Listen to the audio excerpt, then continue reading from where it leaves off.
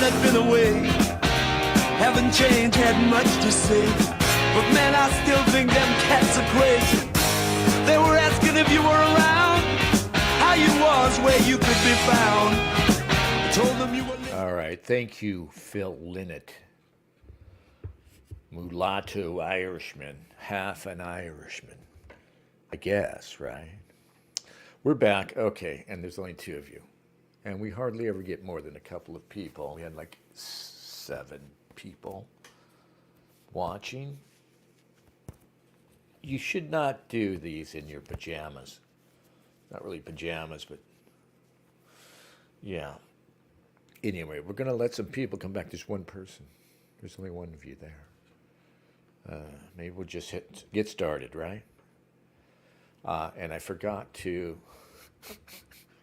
Visionary says his mother was mounted by an African on a golf course. Are you serious, Vish? Nothing like a slatternly Irish. What do they call them there? Right? I don't know what they call them. Fine Irish lassies. Jesus. Mounted by, it's just got to stop. It's just got to fucking stop. I don't give a shit. It's all got, it all has to, well, it does all stop. That's the good news, but, stops when we die. Unfortunately, we would still rather live, even in such a tawdry world as this, such a petty and stupid world. Right? Such a world with so little to recommend it anymore. I don't know. Is it that bad? It's not that bad. I mean, out on the street, off off the internet in real life. Here, where I'm at, it's just boring. And I know it was pretty fucked up in Portland. But I have to take my statin. Yeah, fuckers.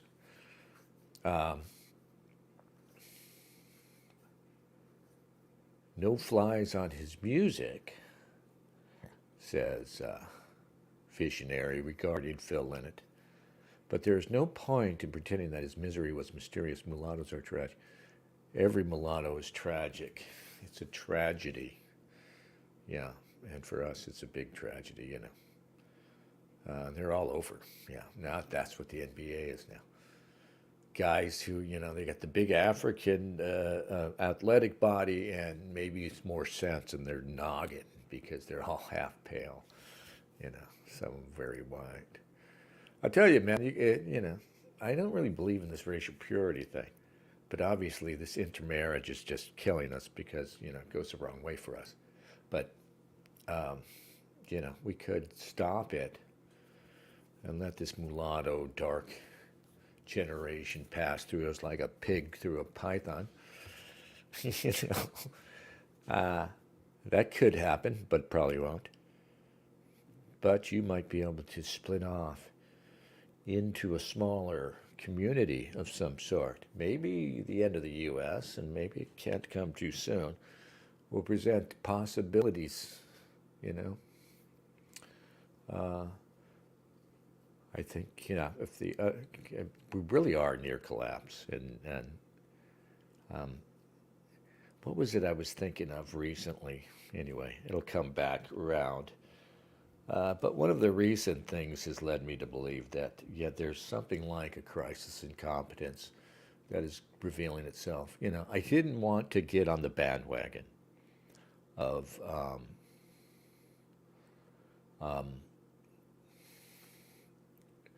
everybody started talking about how, diversity was the reason why Boeing airplanes. I worked in aviation. I worked for Boeing. Worked on some of those planes. Things were pretty good when I worked at Boeing. Boeing was good. McDonnell Douglas, not so much. I worked at McDonnell Douglas in the late 80s as a mechanic, and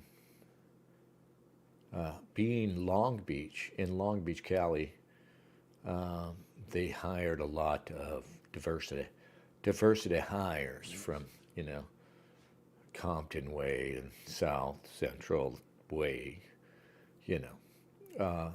And it was just a running joke that these guys didn't work, among whites but frankly, there were, not more than a few Mexicans and Asians there, and of course they all have good work ethics. It really was one group that was known to be, as they're known elsewhere, to be silly and, some guys spent more energy avoiding work than they would have spent working, By no means was this limited to the diversity guys. Had so many shenanigans going on in McDonnell Douglas in the 80s. There was one scam where the way you clocked in and clocked out was you had a badge with a magnetic strip that you wore as your photo ID. And that also, you swiped the magnetic strip to clock in and out. So somebody could take your badge, say, when you're leaving, because you don't need it. Once you've clocked out, you could pass it to somebody else, walk out. They clock you out, say, 2 hours later, and you get 2 hours of overtime that, you spent at home watching TV, whatever. This was rampant. I did it a couple times. It was awful, but it was rampant. And we had a lot of wild people. You got away with a lot more shit back then, in a bad way. So you worked in little groups, like little squads. It might be no more than 8 guys working in a sort of unit that handled some particular function, putting together these MD-80 airplanes, And we're putting them together all the way down the line, right? It goes down these stations where it goes from being just stubs, wings, to the full airplane. Right? But I forgot what I was going to say. Real life is a good time to spend, a good place to spend time in, EV, but that's where I spend most of my days, but I've been awful lately. I hurt my back really bad. I'm in my second week of having like a Charlie horse on my back because I fell. I hit the curb right here. I was lucky not a little bit lower because it would have caught a rib maybe. But anyway, let's talk about the world. We're back. It's 8 o'clock, Sunday, February 25th. Dennis Dale, I'm coming from Orange County, California. And I was struck by news that came out today. I'm sorry, I'm doing something while I talk. Settings, no. Present.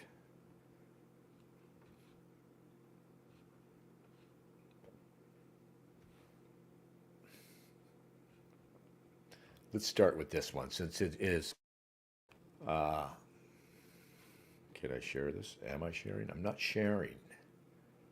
I think I should be sharing. All right, you should see it. Yeah, all right. Big lag there between my monitors. All right.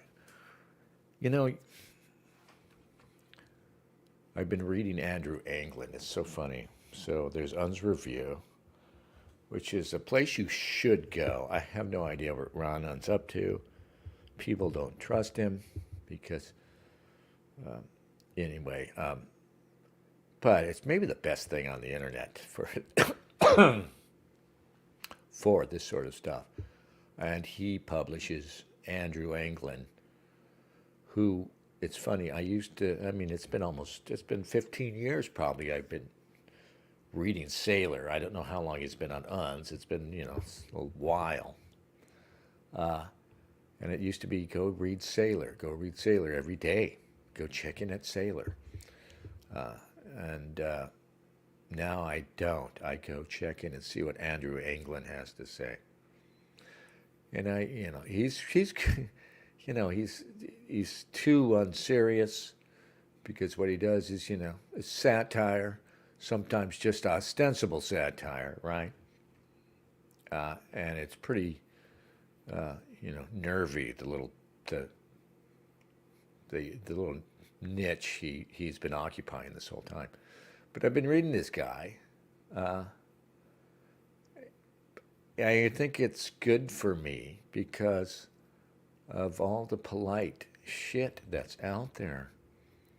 And I guess Andrew's cringe. I don't know. I'm so glad that I kind of half paid attention, didn't really pay attention at all, to the various beefs that went down here, out on the fringes of the so-called alternative right and everything else. Spencer, Fuentes, Anglin, the questions about Charlottesville and who's a neo-Nazi and who's cringe and you know what I mean. And there are camps, there are divisions within this, I guess, tiny community of sort of based right-wing opposition. Whatever you call it.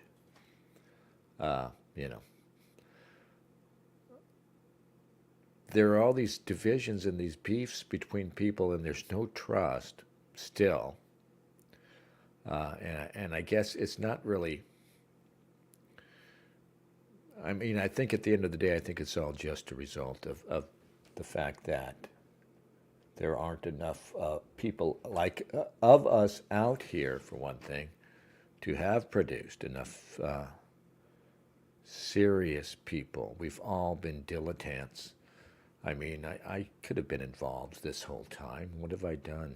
I used to blog regularly, blogged, when it was easy, when we weren't talking about Jewish power and stuff like this and all these awful questions. When I was still a patriot, I guess when 2016 rolled around, I would still call myself an American patriot, right? A believer in America, and I wanted America to survive. But America doesn't want me to survive, does it? So, and it's always, there's always something more important even than a nation. There's something more important than America, which I find myself without distress at this weary stage now. Without distress somehow, I find myself completely disabused of my patriotism and completely unproud of the United States of America for what it does now. And increasingly, I look to the past, not with nostalgia or pride or anything, with suspicion. I think, was it really that great? Was it ever that great for anybody? Maybe there was a sweet spot after World War II and before the 60s, really. But even before that, it was, it was the Depression leading into World War II, remember? And that whole time, it was tough to be an American. There was always, like I always say, when I read, I like to read about stuff from these old periods, right? You want to read stuff from the 19th century, literature that's not history, but gives you history, right? Even the fiction does. Some of the fiction gives you the best history that tells you what it was like. And when you go back and read the literature to include, like I said, everything from highfalutin literary literature to, the advertisements, right? And you see, like I always say, a striving, desperate America always. I don't know, maybe the sweet spot was really before the 20th century rolled around. We lost our soul when we took over the Spanish Empire, when we acquired Cuba and the Philippines from the Spaniards. And that's when the Republic actually was defeated, really.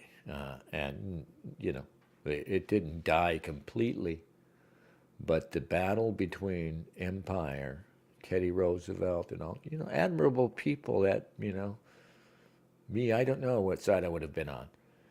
And other people who are more forgotten now. I can't remember the name of the guy who I read the history of, who fought a valiant battle against us picking up the Philippines. People forget how important the Philippines was. It happened around, what, 1901?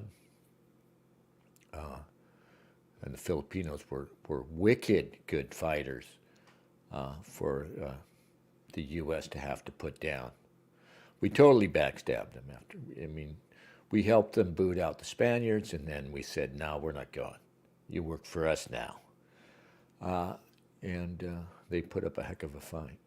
You know, it's because of the Moros, the dark-skinned, hence the name Moro, the dark-skinned Filipinos on some of the farther out, remoter islands. These guys were Islamic and fanatic, and would charge even after they got shot by a little old 32 caliber, 38 caliber, whatever. So the Army developed in the 1911, I guess, right? The Colt 45, the 45 caliber, to put those put those brave little brown bastards down. I'm not proud of any of this. I'm not particularly ashamed of it. I've always said, as a philosophy, if you're a patriot of a country, you're all in. That means you don't fuck around like we have. And this is really how we gave away, it's a big reason how we gave away the store. You don't fuck around apologizing, especially if you're a powerful country that has recent conquest and has been very successful. I mean, I would say that for the whole Anglo-Saxon fucked up WASP dummies who were, as Steve Saylor used to say recently, and I didn't realize he was dodging a question, but I think now he was. The WASP were history's winners. They're still seen as history's winners, right? But we know who the winners are now. Like I always say, we know who won World War II, and it wasn't the U.S. It was the Jews who won World War II. All right. Yeah, I can't even read this because he uses hard R, N-word and stuff. It's not important. I pulled up Andrew's column because I want you to see this. Unfortunately, the nice Catholic lady reporter, it's a heck of an accent, but let's try this. What's happening in Poland? Poland, it's just, I mean, I think just a couple of years ago, the whole narrative around Poland was that it was homogeneous and holding the line, right? Look how fast it collapses. That's what the story with Poland is. I mean, it was not long ago that we were talking about Poland as a bright spot in this sea of dark. Oh no, they're getting snuffed out. And, well, we can't count on the Poles, the Poles. I really want to like the Poles, They have so much to recommend them. Like the Irish now, but if for some reason, apparently what's going on in Poland is what's happens in other places. So the center left and center right, virtually everybody in that sphere has united to gain a majority over the Conservative Party that wouldn't be doing what I'm going to talk about right now.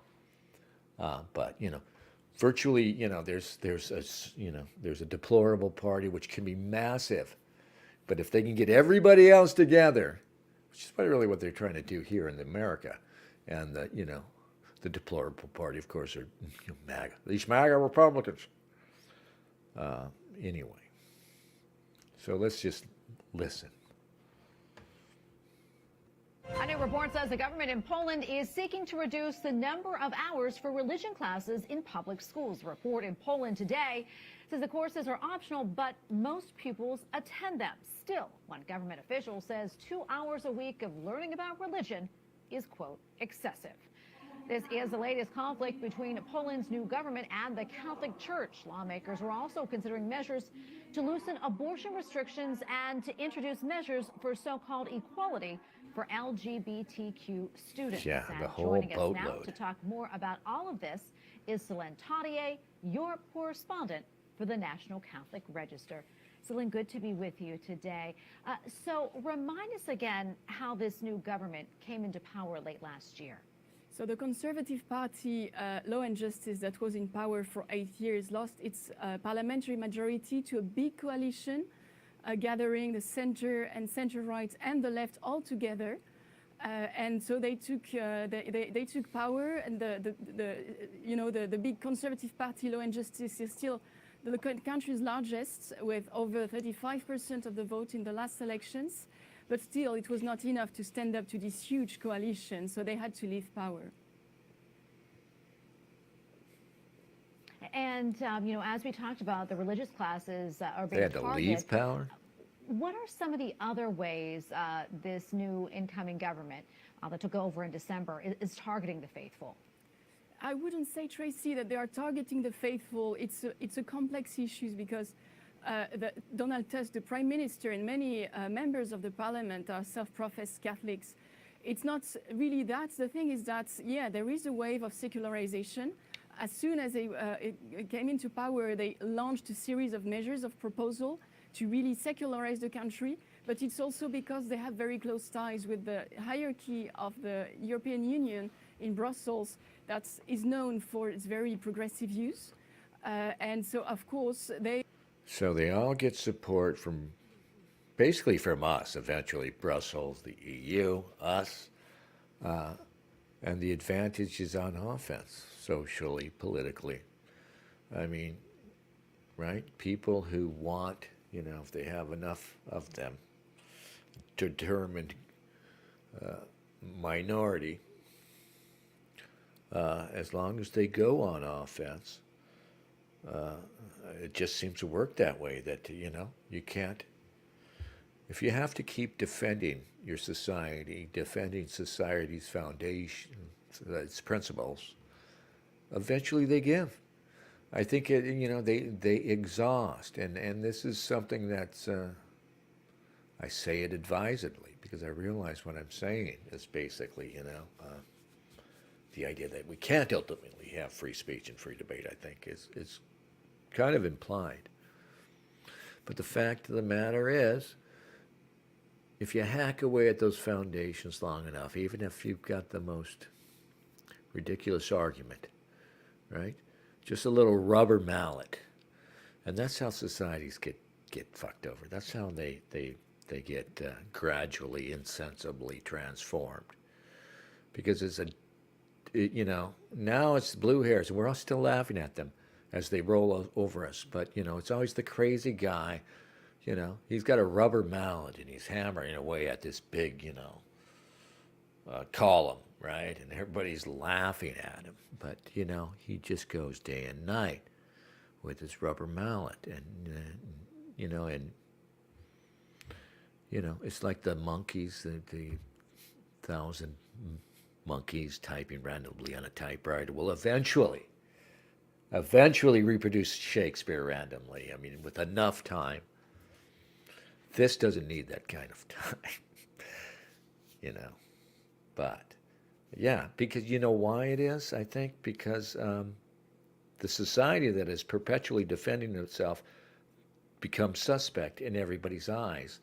If that rubber mallet could be made to look like a sledgehammer in the eyes of the people, right?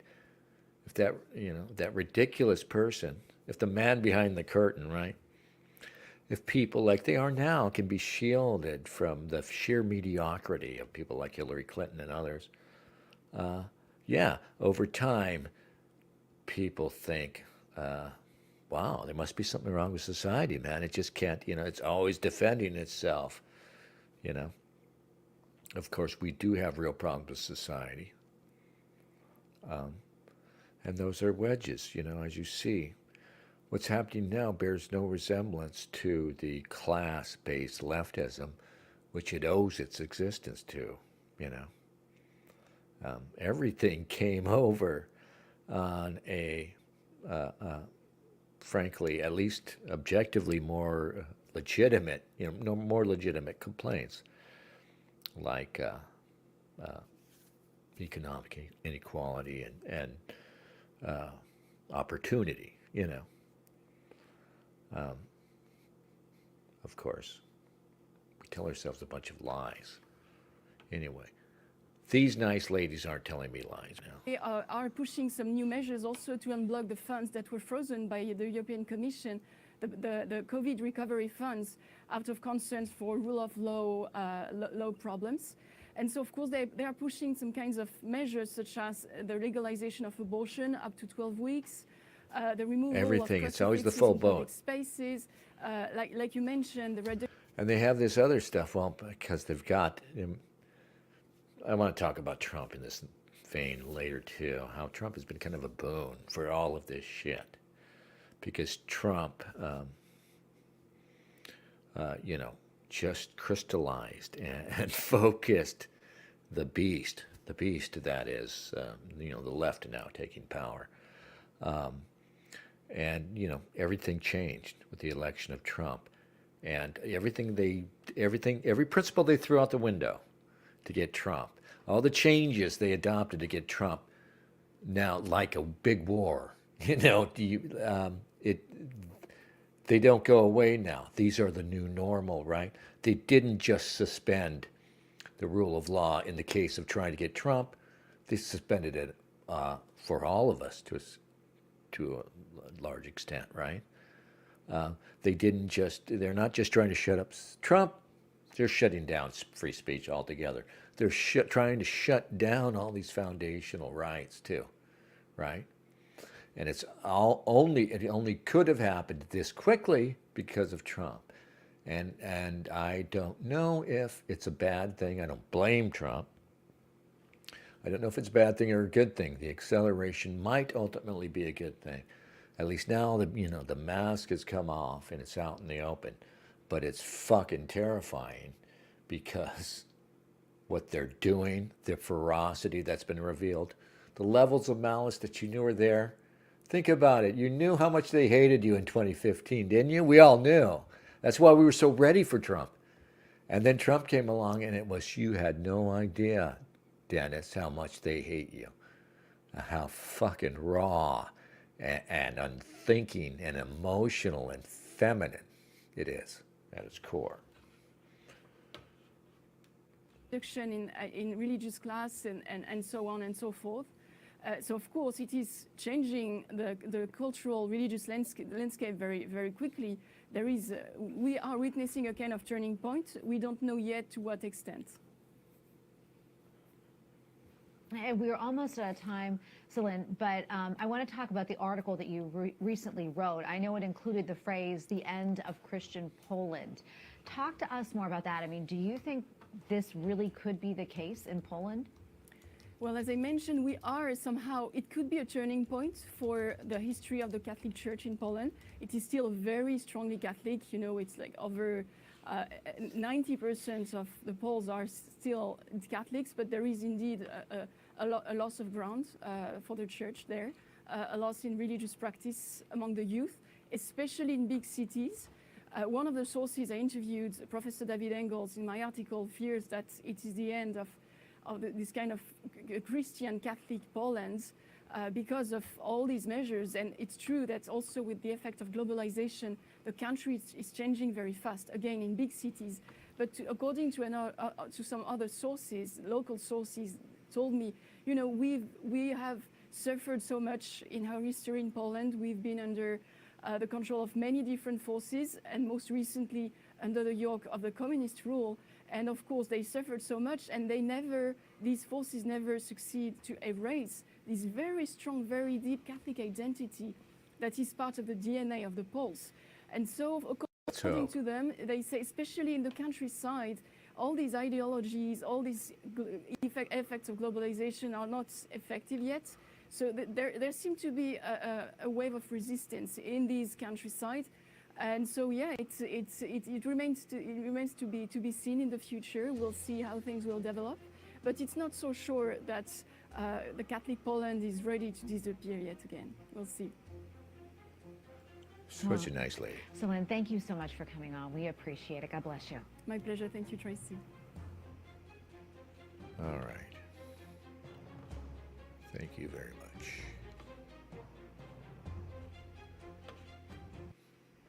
Yeah.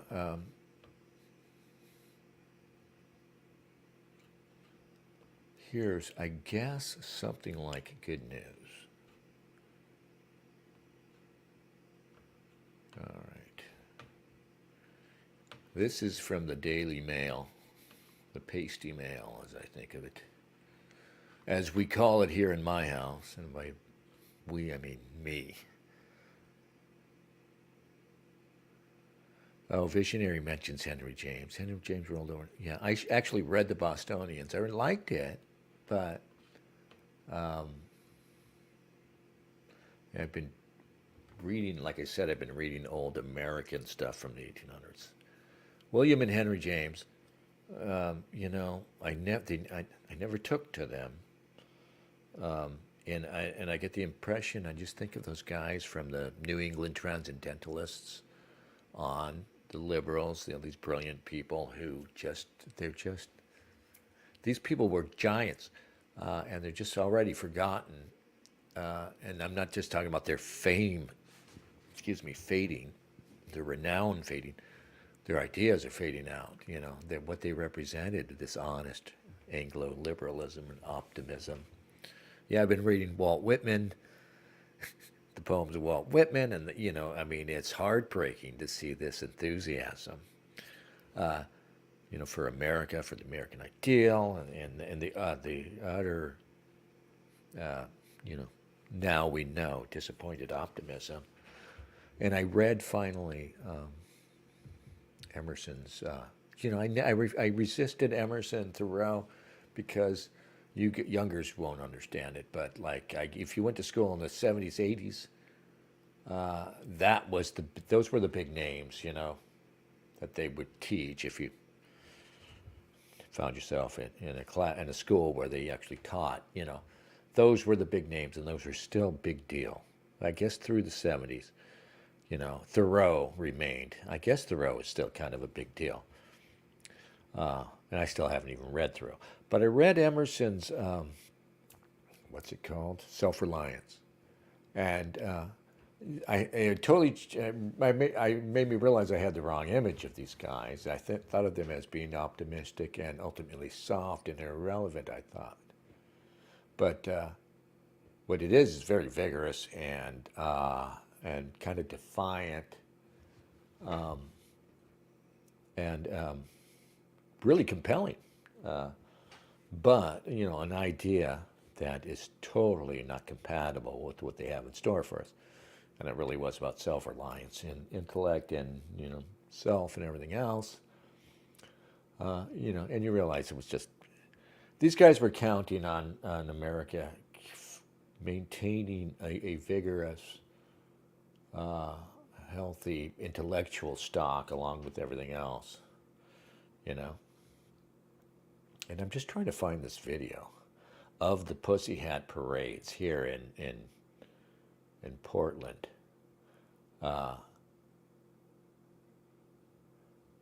Maybe I have them on the other channel. But it was astounding. So the Pussy Hat parades happened, early in the in Trump's first year, maybe, right? We had the Pussy Hat business, which all based simply on, I gotta be able to change switch count, thank you. On the fact that that Trump reportedly, or was busted on recording, having said that, grab him by the pussy. You remember the grab him by the pussy controversy. Excuse me. Yeah, not here. Okay, videos. I've got nothing on this channel.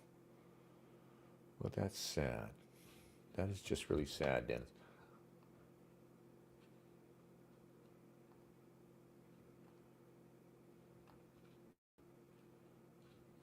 View your channel. All right. There's all the videos. Yeah, I took a lot of good footage over the years, but You know, I didn't get serious about it. I should have gone out there in 2020 and made a name as a videographer. Really. That would have been okay. I guess I don't have the video here.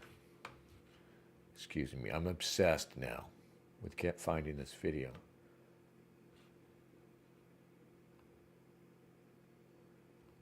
I bet it's on my Twitter.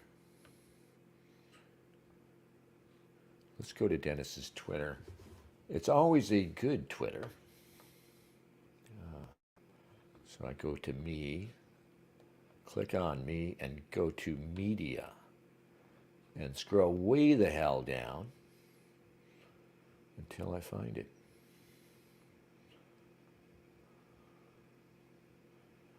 And I am scrolling through my Twitter media. Lots of great pictures here, Dennis.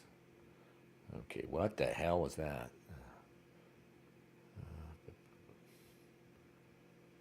Alrighty. Maybe getting close. Holy shit, there's so much weirdness when you go back over something like this. And it kind of shows you the trail that you've been on for the last couple months, years. And I'm out, so I guess I didn't post any here. That's awful. Yeah, the Pussy Hat protest. Anyway, we had like 30,000 people. I mean, when Trump started, announced his campaign, the rioting started already. And let's see if I can play this in the background. Yeah, so Portland already lost its head. Where's the mutation? This is a little spot off the road where was this? This is somewhere in Northern California on my motorcycle trip down the coast. All right, get back into it. Let's get back to the news. Oswald said, no. BBW, big, beautiful women. I guess I am. I mean, I'm into WWs, willing women. Anyway. We don't typically work blue here. You know, we could if we wanted, but we won't. All right, we just won't do that. Yeah. Here's something from Portland. I don't miss it, you know. I mean, this is really creepy. We will all be together soon, says. This fascination with, what's the word for blending, you know, satyr-like, you know, human and animal forms, like Egyptian gods and stuff. There's that thing. It's part of this whole broader, gay, weird sphere. And I don't get it. I don't know what the fuck is wrong with you people out there. Not you people. Yeah. These are all photos, though. Do I have the video? Oh, I guess they're not. Videos also. This is Big Sur. That bridge there, where you always stop and take a picture. Willoughby or some... There it is. What is that? Bixby Bridge or some shit. Oh man, the wind out there was terrifying. I tell you, man. I rode my bike down and I took the coast, in part because I didn't want to take the freeway through the big mountain passes. But the wind was my constant companion, and it just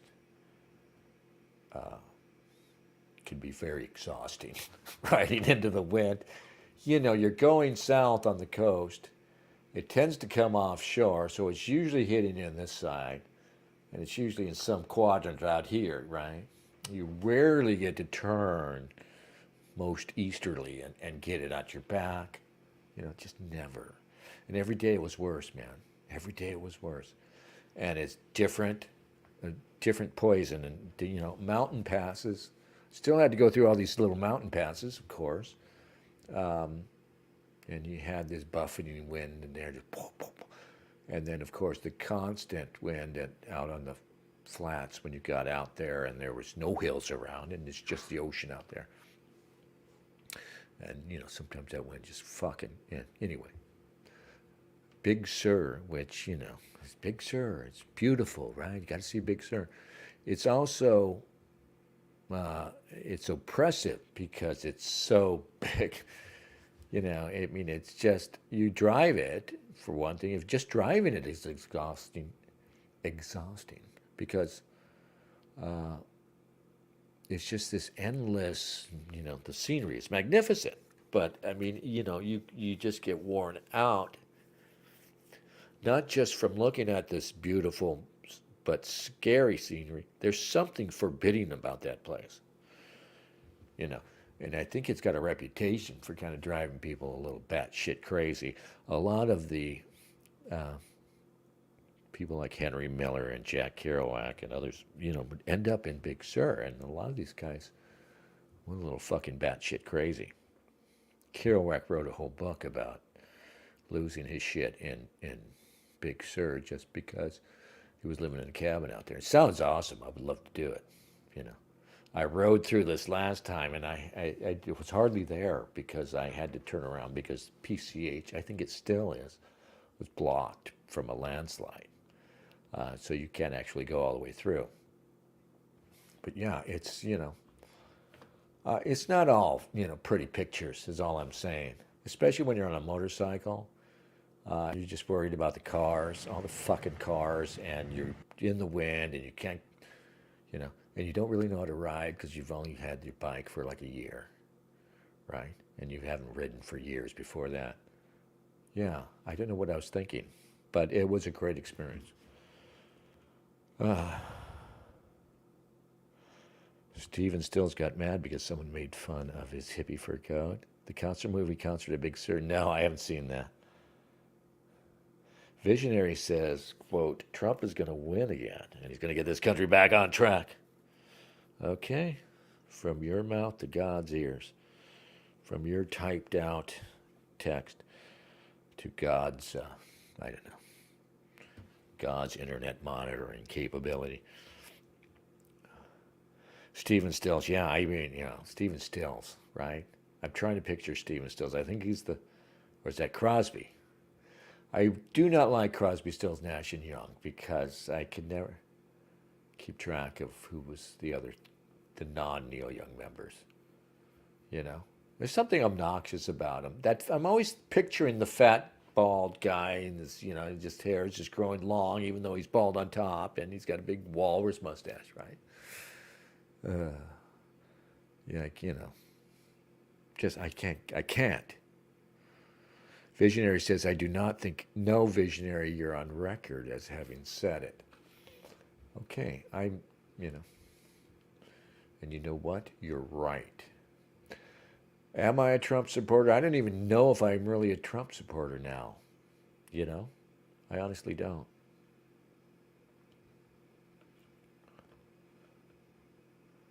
This is taking the drive south on the 5. Whoa. That's Mount Shasta off in the distance there. Yeah. All right. Share this tab instead. Here is some good news.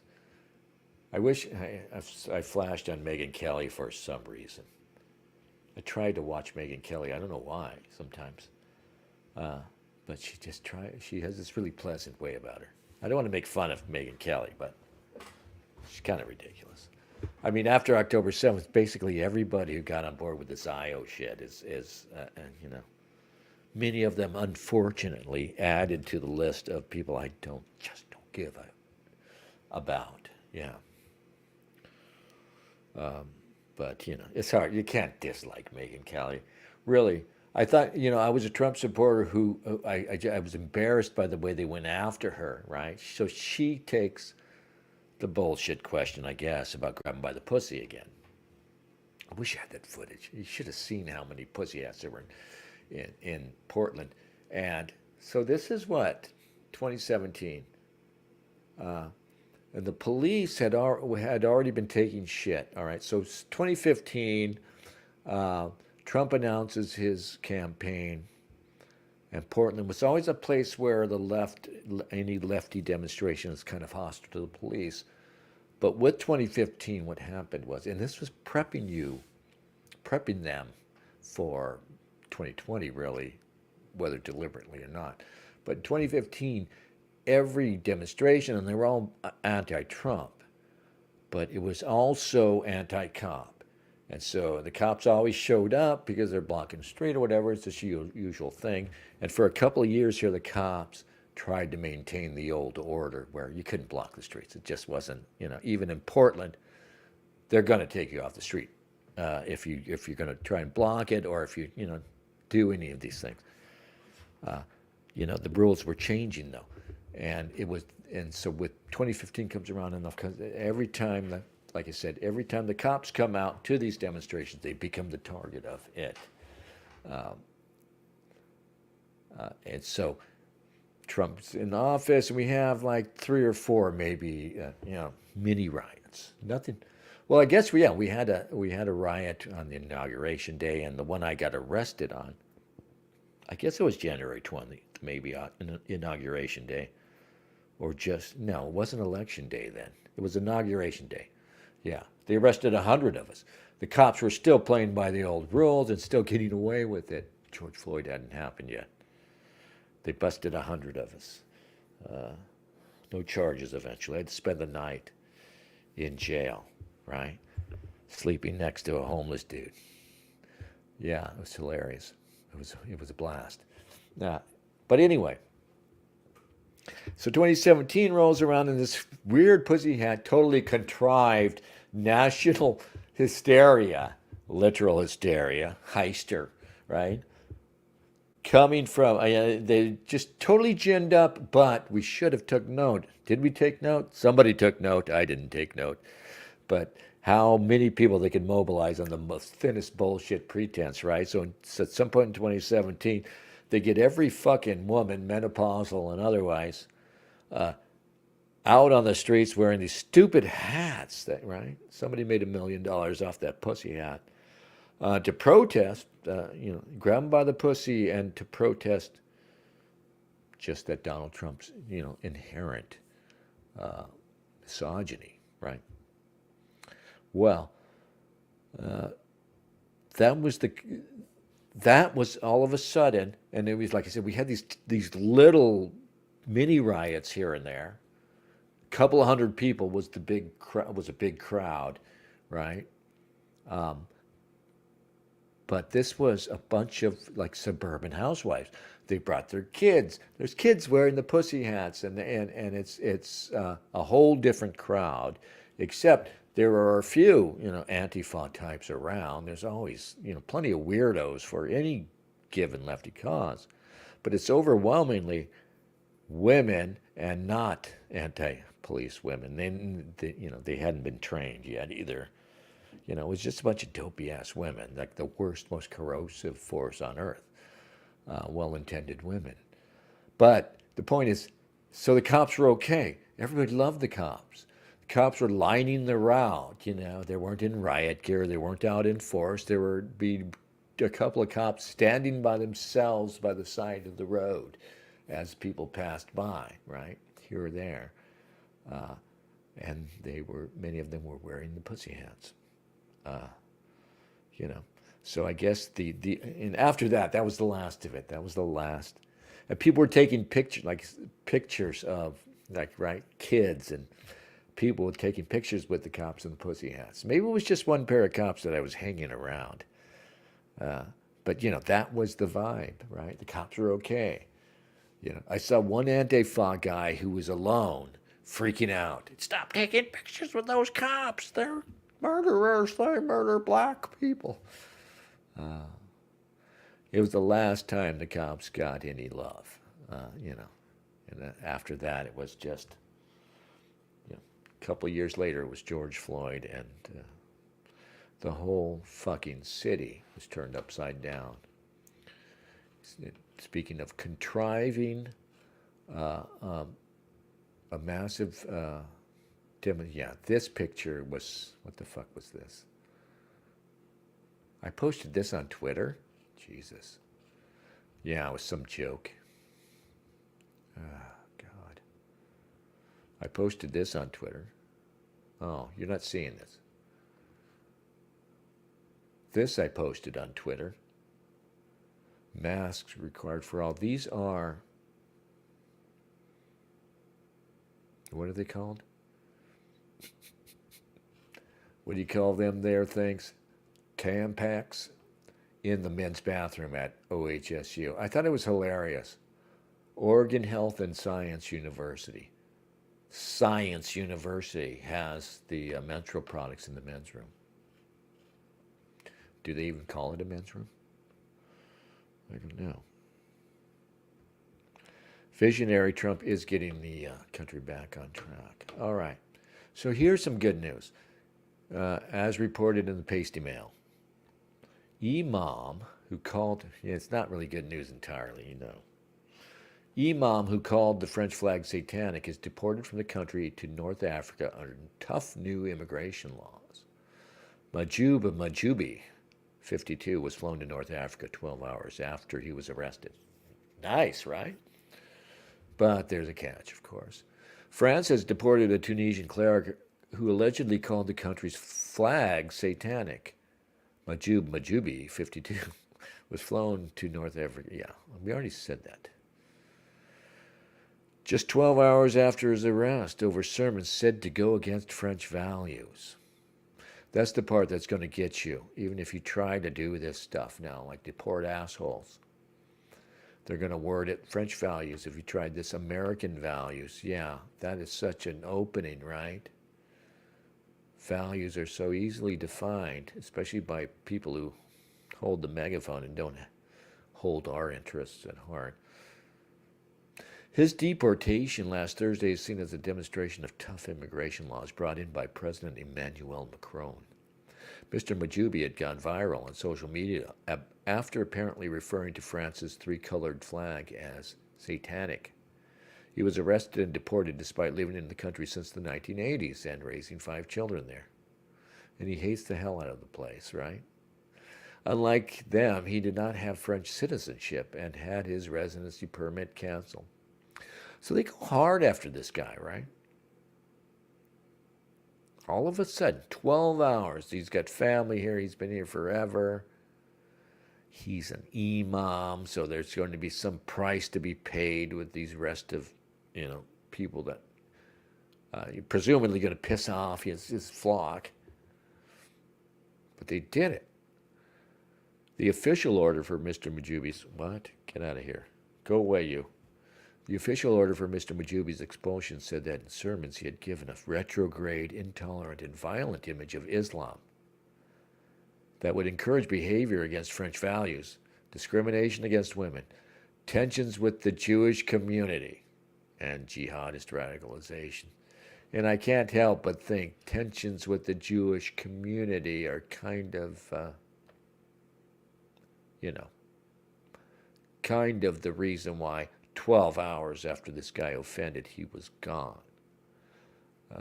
But who knows?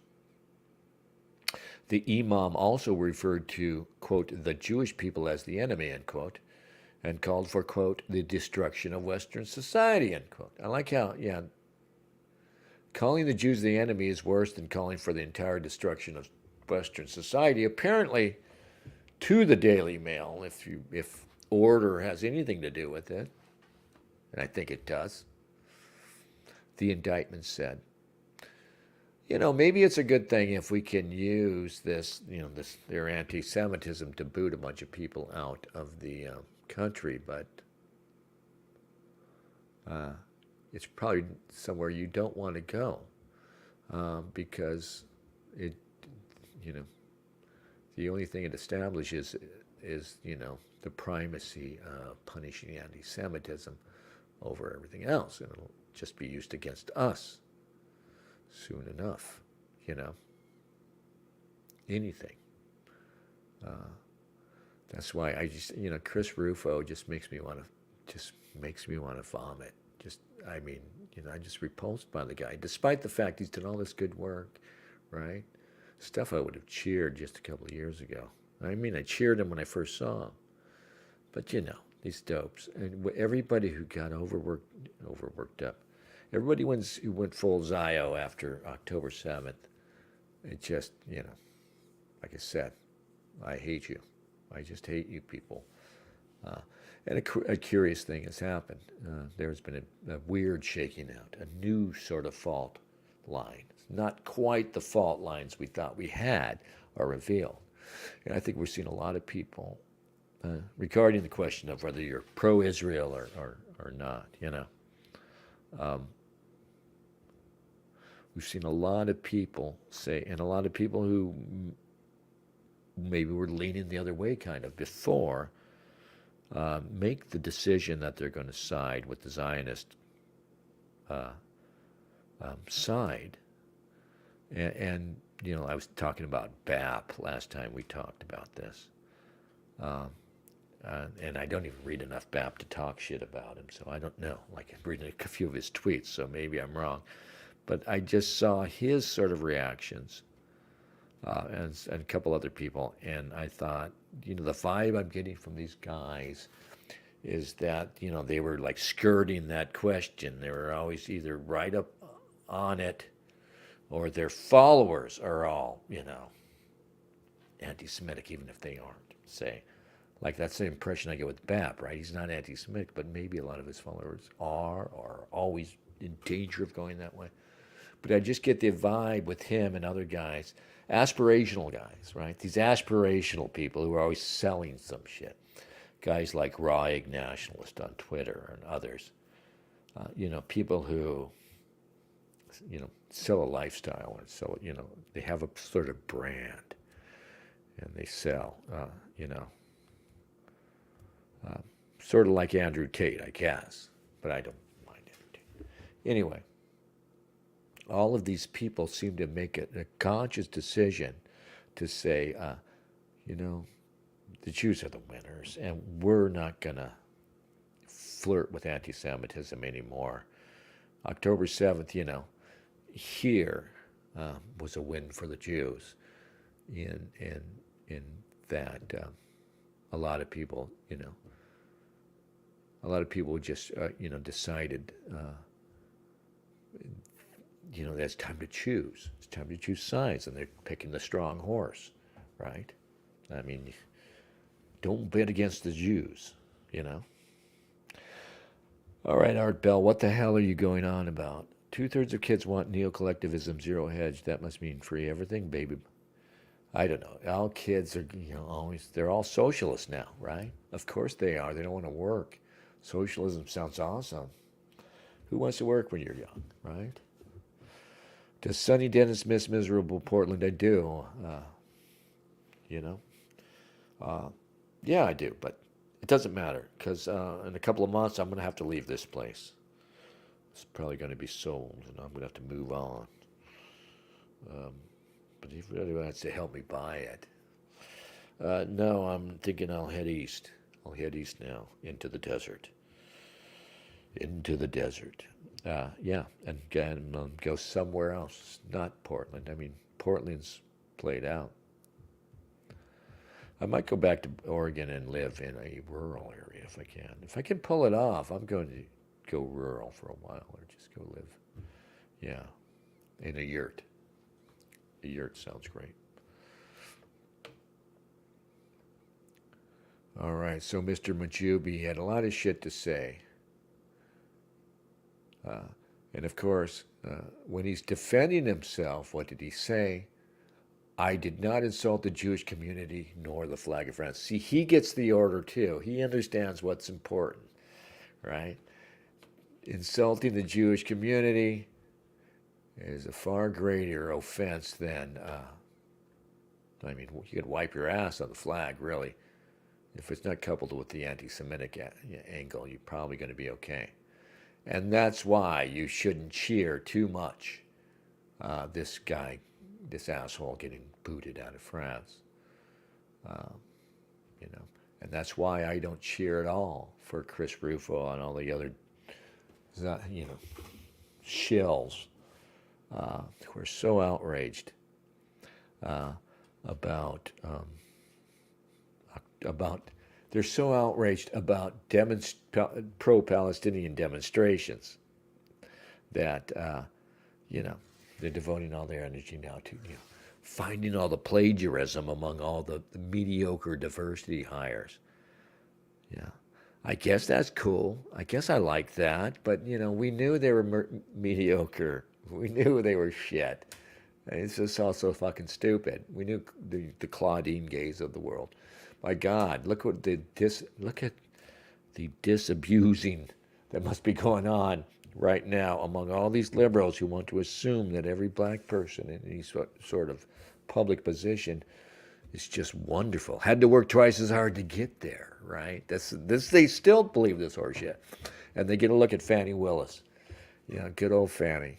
I like Fannie, because she's just kind of a homely girl, right? She's not that hot, but I can tell she's passionate. Yeah. Art Bell says, what if DD must return? Well, I'm going to show the tops of all, folks. Let's take this show on the road. Let's try and let's take the broadcast on the road. I want to literally be riding my motorcycle with like the 3D camera hanging out, and I'll have it hook up a mic in my helmet and just be. That's what I thought I was going to do, riding down PCH from Portland. Alas, it's not that easy to do. I got some good GoPro footage, but you can't stream, obviously, from the road. Can you? I mean, what would the setup have to be like to be able to live stream from the road? I had a great setup for somebody gave me an old GoPro, and I actually hooked it up so you can hang a GoPro off the cheap little thing that you buy that you can hang it right on the front of your helmet with a little like $10 strap. But when you talk to it, you're just talking out the helmet to the external mic out there, and so there's all that wind noise and stuff. I actually had it set up, and you can't do it now with the newer ones. This old GoPro 5, I had it set up with a mic in my helmet, and I could talk directly into a mic that I had right here, and the sound was excellent.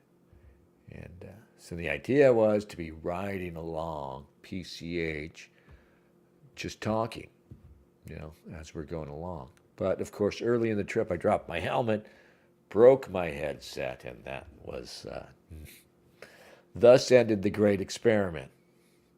It's just so funny. Anyway, yeah, so I do not share the defense of the French flag here. I just can't. But where is the awful story? Okay. Whoa, sorry. And there's a story now that's not being reported, at least not yet.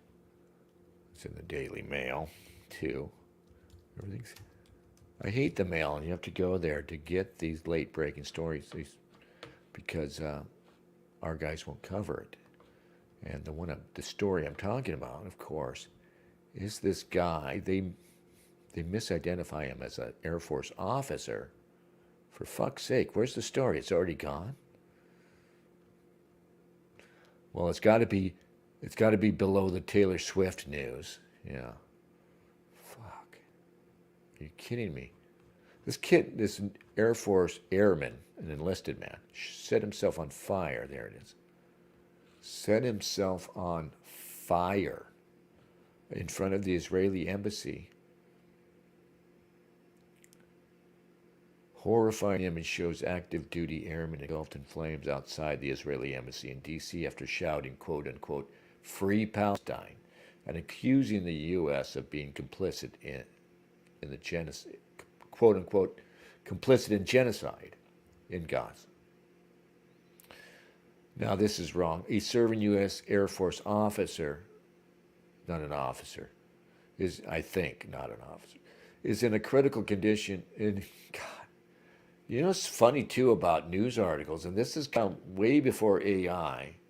AI will probably fix this, but the bad grammar, right? How long have we had news articles in something like the Daily Mail, which is supposed to be at least competent? But these grammatical errors are so fucking common. Yeah. Horrifying video was broadcast, uploaded to social media channel Twitch on Saturday afternoon. Anyway, should I go to Twitch and try to find it? Authorities responded to the embassy around 1 p.m. on Sunday and found the man with burn injuries. He was taken to the hospital by D.C. Fire and EMS with, quote, critical and life-threatening injuries. A spokesperson for the U.S. Air Force confirmed to Task and Purpose that the man in uniform is an active duty airman. The airman's identity has not been confirmed. Isn't that wild? And of course, what is he referring to? He's probably well aware of it. He's doing what a monk did in Vietnam. Let's see if we can find that footage. I should have it. During Vietnam, a monk set himself on fire, and I think it's Saigon, and it was on the news. And it was a huge moment in the global perception of Vietnam, right? It was big. And I don't think that's possible anymore, though. I think this poor man, this poor brave bastard, will have set himself on fire. He will have burned in vain. Let's find it. I bet we can see this. Can we watch this? 1963, Vietnamese Buddhist monk. Share this tab instead. Okay. I wonder if we can play this. It's on YouTube, right? So we can certainly play it on YouTube. The following content, and I'll warn you all that the following content may contain suicide or self-harm topics. If you understand and wish to proceed, please continue watching. If you don't, please go amuse yourself somewhere else for 5 minutes. All right, we're proceeding.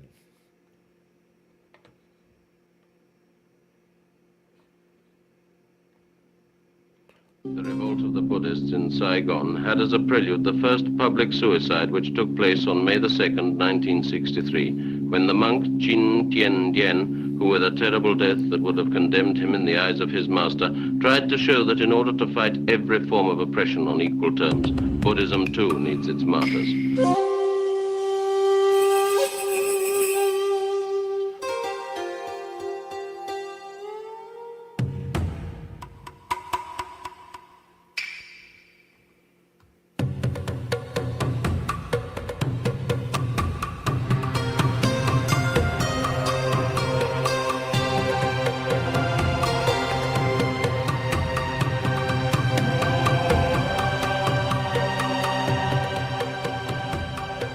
Never moved a muscle.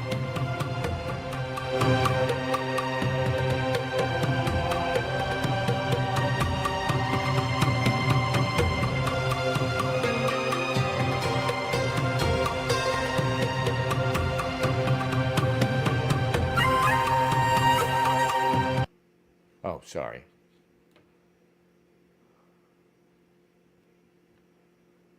I mean to cut away from that. Anyway, that so shook the world that it was actually included in the Ingmar Bergman movie when the character was having some sort of freak out. I don't know, it was a Bergman movie. I wasn't following. But she was having some sort of freak out, and she saw this on TV, and she loses it. And the world did lose it. Like I said, it was a big deal. And I guess self-immolation is all over, as you see. It was a big deal at the time, and I can't help but think sadly that this, like I said, this guy who just set himself on fire in front of the Israeli embassy in Washington, D.C., will have died in vain. Apparently he's alive in the hospital. But yeah, so I thought, okay, like I said, I hate it. I have to go to the mail to get this sort of news. So I thought I'd go look at, at the New York Times, and of course, when we started broadcasting, I hadn't found it on the New York Times or any of the other major outlets in the States. I'm looking now here. No report in the New York Times about this. LA Times. Sure, this tab is dead. I'm not seeing it. Not seeing any coverage. And I guess these newspapers also kind of suck now, I imagine, for reporting quickly. You know what I mean? They probably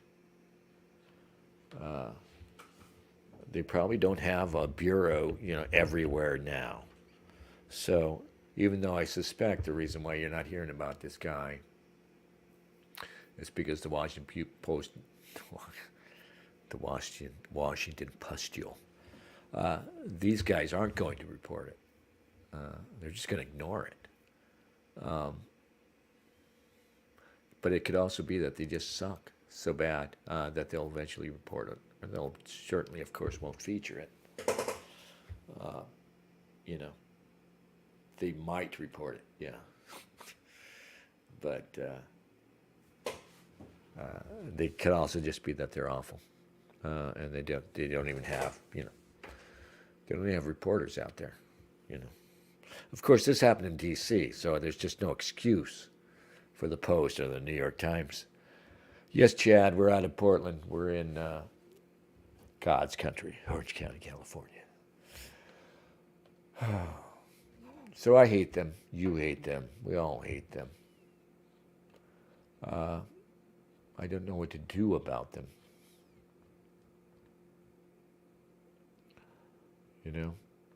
So you say you want a revolution. I do too.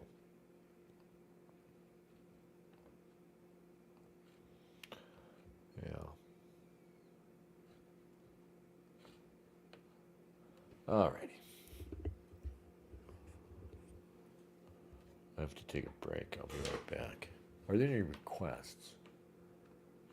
Huh?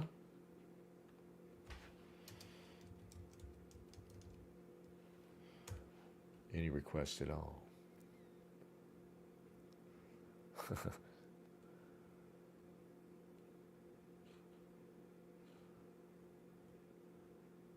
All right.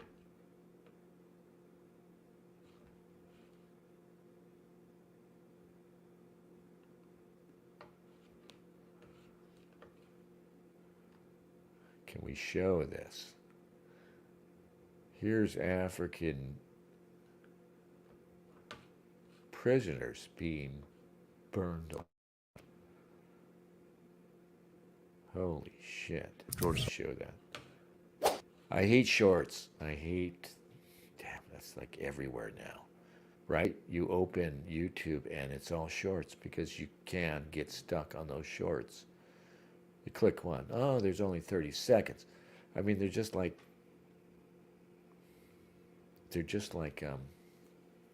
like life. You're just endlessly wasting time on little things, little distractions. That's what I fear. It's my life I'm seeing there, right? It's horrible. The revolution will be live streamed. I'm sorry. And we're live streaming it now. We were live streaming it in 2020 when I actually miss it because, there's some excitement. in 2020 when Portland was in flames and it was every night just watching all the streams, sometimes going out on the ground and getting footage, getting tear gassed, witnessing all this insanity. I would want to be nowhere else. Like I said, like I always say, I would want to be nowhere else, even though the world is basically dying. What's happening? It's just so horrible. It's so horrible.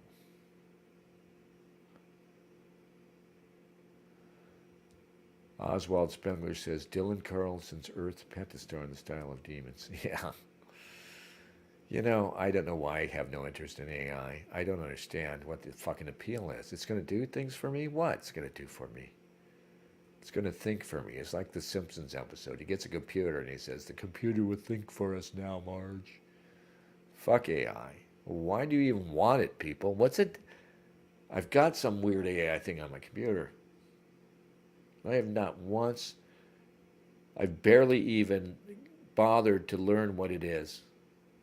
I think I hate AI just because I don't have room for AI. I'm an old fart who doesn't have room for new things. That's all it is. But fuck AI. The art all looks the same. Why does it all have that weird soulless fucking look, right? It's being created. It's not the boomers, right? It's a bunch of millennials and Xers creating this shit. And their fucked up aesthetic, you know, getting filtered through the political weirdness. And also, not enough representation of people of color. All right. I'll be right back.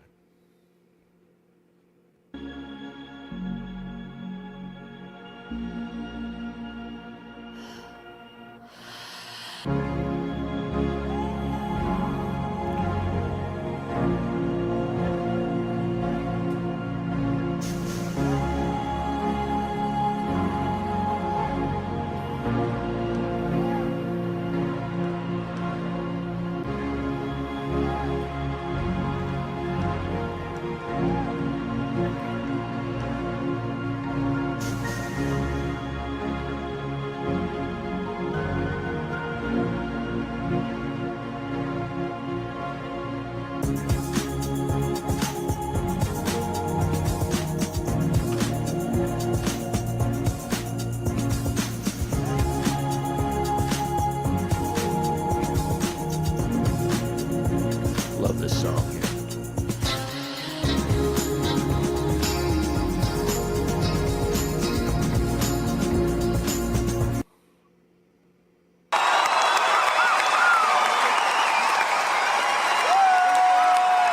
Sound better be good on this shit.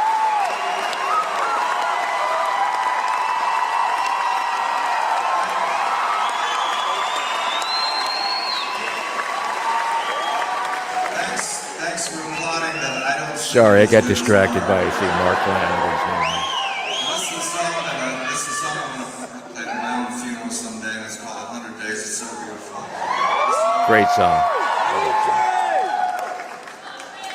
No pressure, Mark.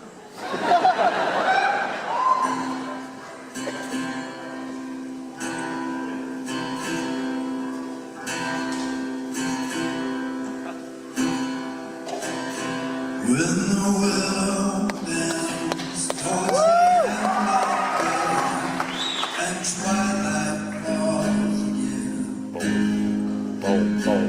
to the funny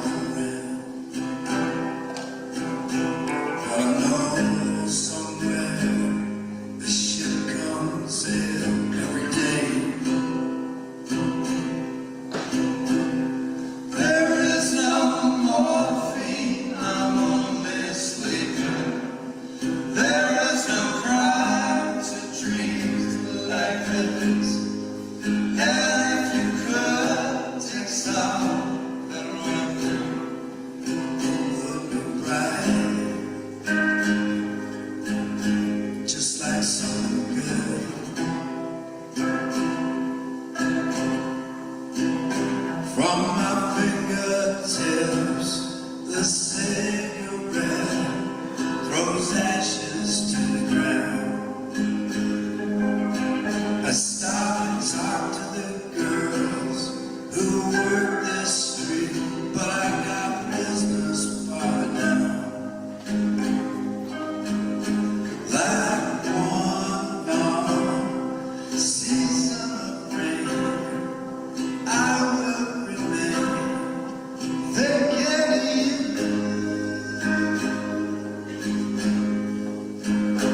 One day she comes in, from far away she comes in. 100 days you wait for it, and you know somewhere the ship comes in every day. There is no morphine, I'm only sleeping. There is no crime to dreams like this. And if you could take something with you, it would be right. Just like something good.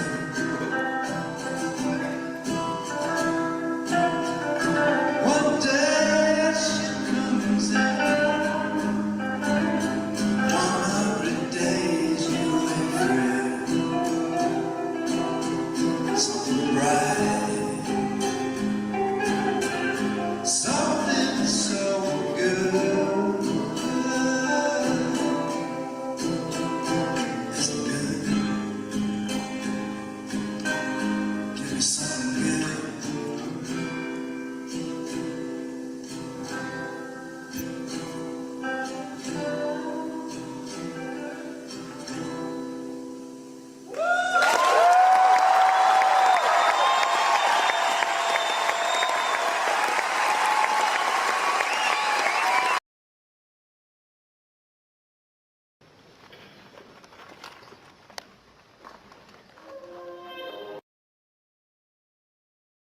Hello there.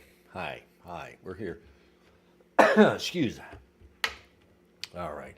Oswald Spengler has provided a link. All right.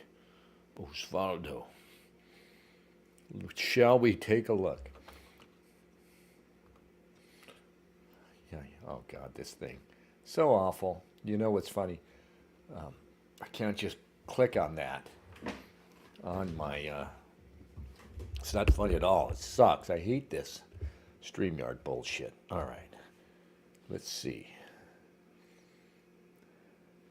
No, I need a search term, Oswald, to find that. You want me to find that on YouTube? I need a search term. I can't. I'm not going to fucking try to type that. I'm not going to try and find it. I can't copy and paste it. This fucked up StreamYards will not let me do that. Give me a search term by which you found this video of yours. Or not. Doesn't matter. But I would like to hear a good something. Quachangelo asks, where you living at? Bro, I'm living everywhere. I'm right behind you now. Yeah, no, I'm in OC. In the OC. All right. And here, just so you know, proof of life. Proof of life, 25 February, 2024. Dennis Dale, I am still here. In yon face. Oswald says every county is Orange County in Trump's America. Well, Orange County is no longer Republican Orange County, of course, has been for a long time. But it is still, it's, you know, where I'm at, it's, I guess it's predominantly Latino. A lot of Asians, that was the surprise coming back after all this time, is how many Asians there are. It's kind of boring. They are kind of boring. You know, it used to be, I mean, OC, I guess you might have made fun of it, But, there was nothing cooler probably than Orange County, California in the summertime in the 80s, 90s. I mean, I can't convey to you what it was like, The girls were beautiful, but they weren't ruined, It was mostly Hawat. It was great, But for some reason, it was for the longest time, it was Republican Orange County. Maybe the end happened. I've been thinking I should go back now. And when I was in Portland, I was slowly acquiring my knowledge of Oregon history. Now that I'm back home, I'm going to do what I never did when I was younger and I was here and start learning about the history here. Of LA specifically. But yeah. Orange County I don't know. It's not fun to talk about, If it was still like that out there, right, it would be wonderful to talk about.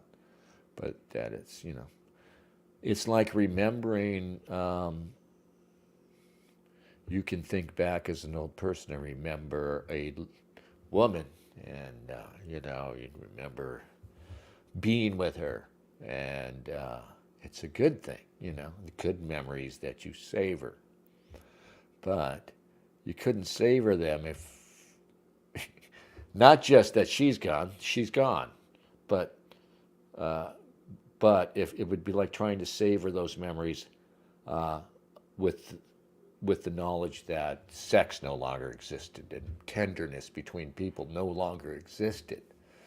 Then you would remember those caresses and all of it with profound sadness. Oswald, you got to give Earth Pentastar High Command. Thank you. All right, we're going to play some music. Just to please Osvaldo. I'm sorry. He's here a lot. He cares. Osvaldo carries a little water in this county, boys. Okay, play the song about doing drugs with Nazis. Okay, Earth Pentastar High Command. What the hell? All right. Sub Pop. Earth Pentastar on the silent. High Command is oh, there it is on top, yeah. All right, let's do this.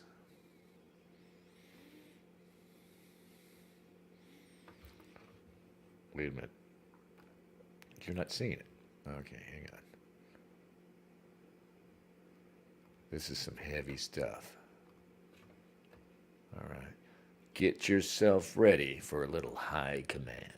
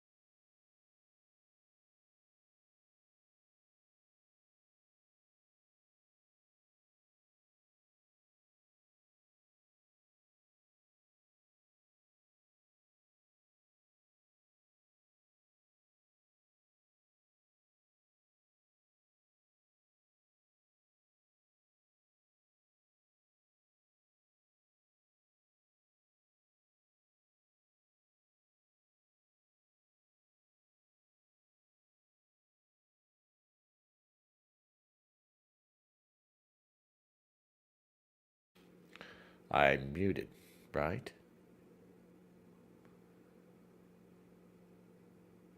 I am muted. No longer. Fuck, that's so fucked up. That's so fucked up. At some point, I have to speak through muting, you know. Just get me fast when that happens, guys. It's just this tiny little button, and I want it on the fucking mic. It's the only thing I miss about the old Yeti mic. The mute button's right there. You can mute at the mic. For some reason, you can't mute this mic at the mic. You've got the button, but it won't mute. We have to do it on StreamYard. Yeah. I like the lime green of the Charger. Yeah.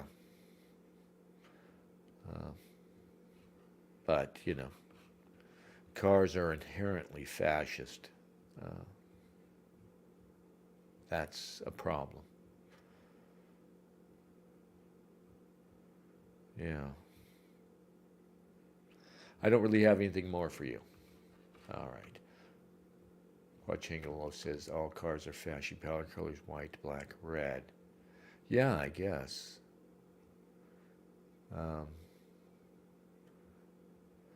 White, black, red. Yeah, they're obvious colors, you know. Black and red are obvious colors for a car. I didn't know why white. Am I still muted? Are you fucking serious? I'm still muted?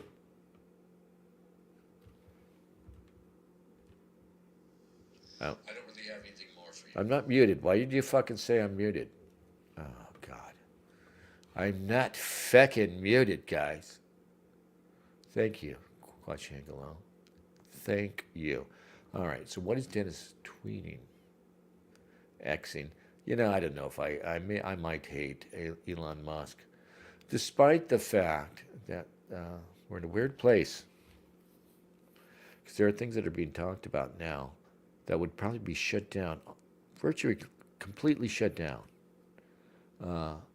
But X is still mostly free somehow. At least it's pretty astounding what Musk is still allowing, despite the fact he went to Kenosha, as Ron Unz said. You know, like the ruler who went to Kenosha, you know, in a hair shirt, right, and waited out in the snow for the Pope to forgive him, so he could go in and apologize. And you know, that's what he did when he went to Israel and went through that ridiculous process. And I think I hate him now too.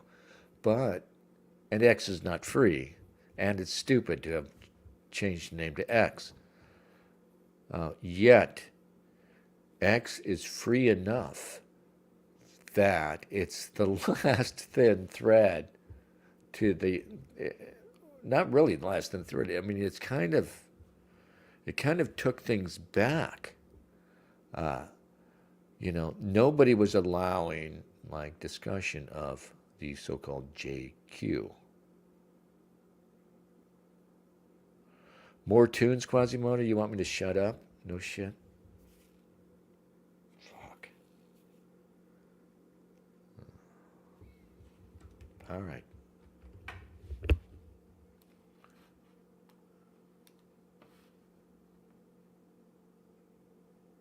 Nah, fuck you. We're not playing music. Fuck off. I don't know why you let people bring me down, man. All right. No. Like I said, get fucked. All right. We're going to see what Dennis is tweeting. We're talking last time about Venezuelans. They're popping up in news stories. I don't know how many Venezuelans are in the mobs that are coming across. But if those bastards are actually in Venezuela, and they probably are recruiting people, it's really bad. I talked about Venezuela last time we were here, and I said it's basically the worst neighborhood in the hemisphere. It turns out it's the worst neighborhood in the world. It has the worst crime rate in the world. And so we're hearing now about, you know, among these guys who jumped the cops in New York, like 2 or 3 of them were Venezuelans, or maybe all of them.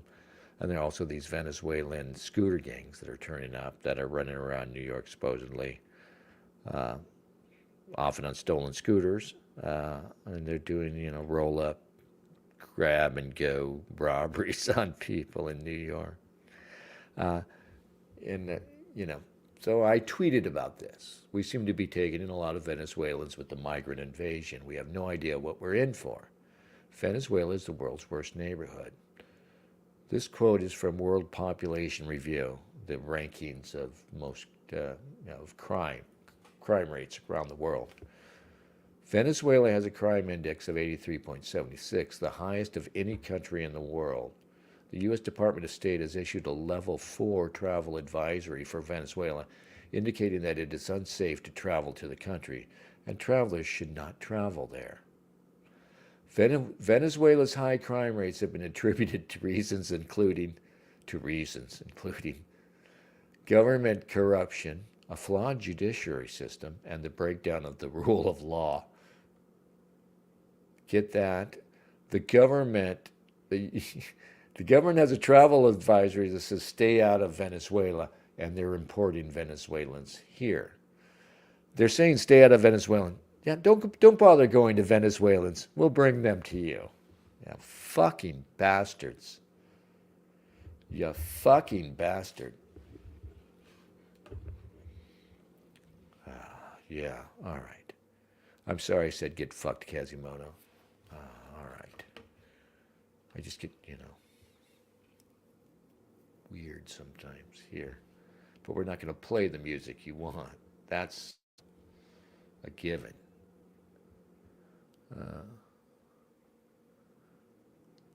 Papa Chubby, I would not fucking play anybody call themselves Chubby, I don't play with my own Chubby. Why would I fuck with yourn? All right.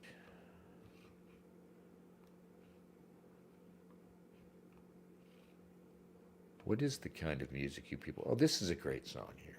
This is one we all can enjoy together. One of my new favorites.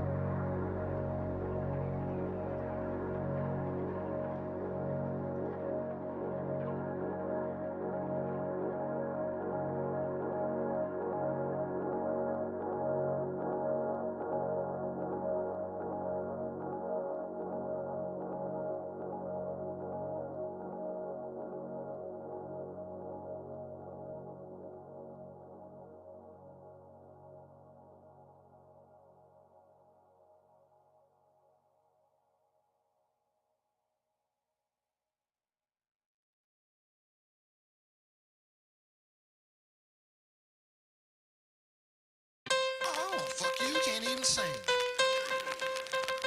Here's the sing this and get some pussy. Oh, baby, I like it raw.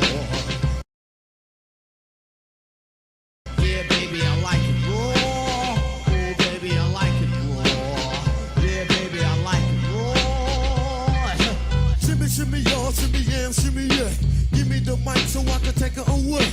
Off on the natural charge, bon voyage. Yeah, from the home of the Dodger Brooklyn squad. Wu-Tang Killer, hubby's on the swarm. Rain on your college ass disco dorm. For you to even touch my skill, you gotta go to one killer B, and he ain't gonna kill now. Chop that down, pass it all around. Lyrics get hard, quick cement to the ground. For any MC in any 52 states, I get psycho. Killer, Norman Bates, my producer slam. My flow is like bam, jump on stage, and then I dip there. Oh, baby, I like it raw. Yeah, baby, I like it raw. Oh, baby, I like it raw. Yeah, baby, I like it raw. Baby, I like it raw. Yeah, baby, I like it raw. Oh, baby, I like it raw. Yeah, baby, I like it raw. House, they got essence, get the feeling they slaying on. Well, the most can be still hard, they turn. Well, we're all side, shimmy, shimmy, y'all, shimmy, yeah, shimmy, yeah. Give me the mic so I can take it away. Off on the natural charge, bon voyage. Yeah, from the home of the Dodgers Brooklyn squad. Wu-Tang Killer, hubby's on the swarm. Rain on your college ass, disco dorm. For you to even touch my skill, you gotta go to one killer B, and he ain't gonna kill now. Drop that down, pass all around. Lyrics get hard, quick cement to the ground. For any MC in any 52 states, I get psycho, killer, Norman Bates. My producer slam, though it's like bam, jump on stage and then I dent that. Shimmy, shimmy, y'all. Yeah. Shimmy, shimmy, y'all. Shimmy, yeah, shimmy, yeah. Shimmy, shimmy, y'all. Shimmy, yeah, shimmy, yeah. Shimmy, shimmy, y'all. Shimmy, yeah, shimmy, yeah. Shimmy, shimmy, y'all. Shimmy, yeah, shimmy, yeah. Give me the mic so I can take it away. Shimmy, shimmy, y'all. You can't even sing. Yeah, just sing or something to get some pussy.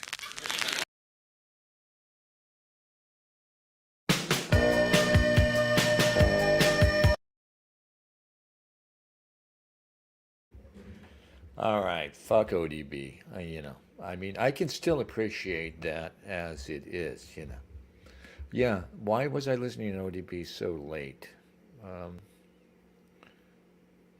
And a lot of this shit that's thoroughly degenerate.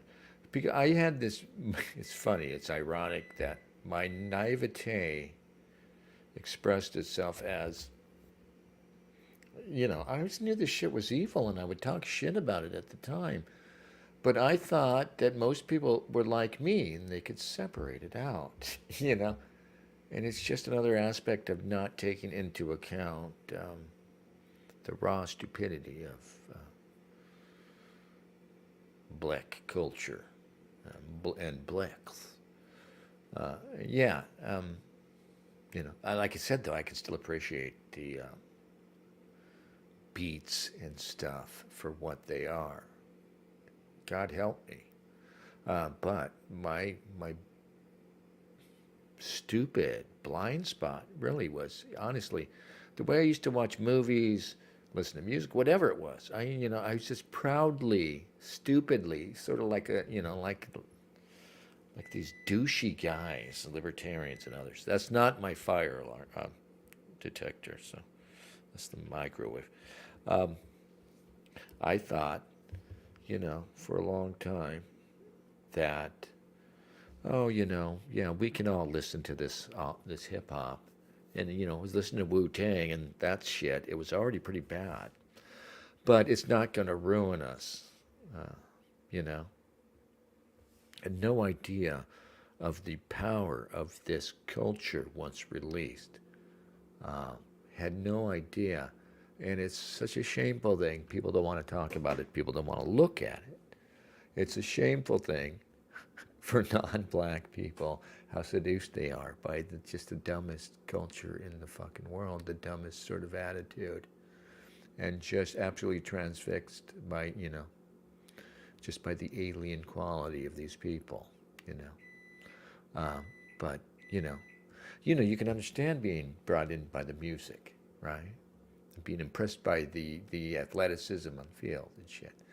But to listen to them talk, right? To experience them beyond that, and still fetishize these people. What the fuck is wrong with you? I want to grab you by the lapels. It's none of you guys, right? Just, what the fuck? Snap out of it. Like the old movies where they just slap the woman over and over until she slaps out of her hysteria. Quachingo says there's a Wu-Tang versus Led Zeppelin mix out there.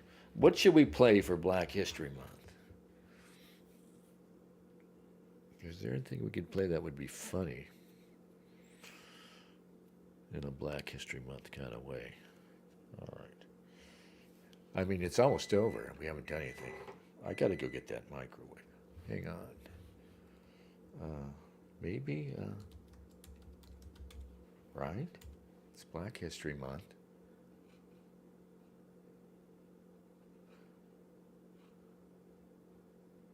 Oh, this is awesome.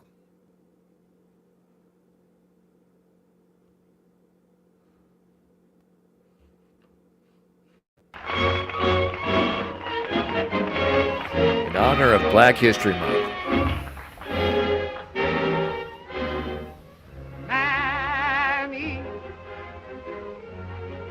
Mammy, the sun shines east, the sun shines west, but I know where the sun shines best.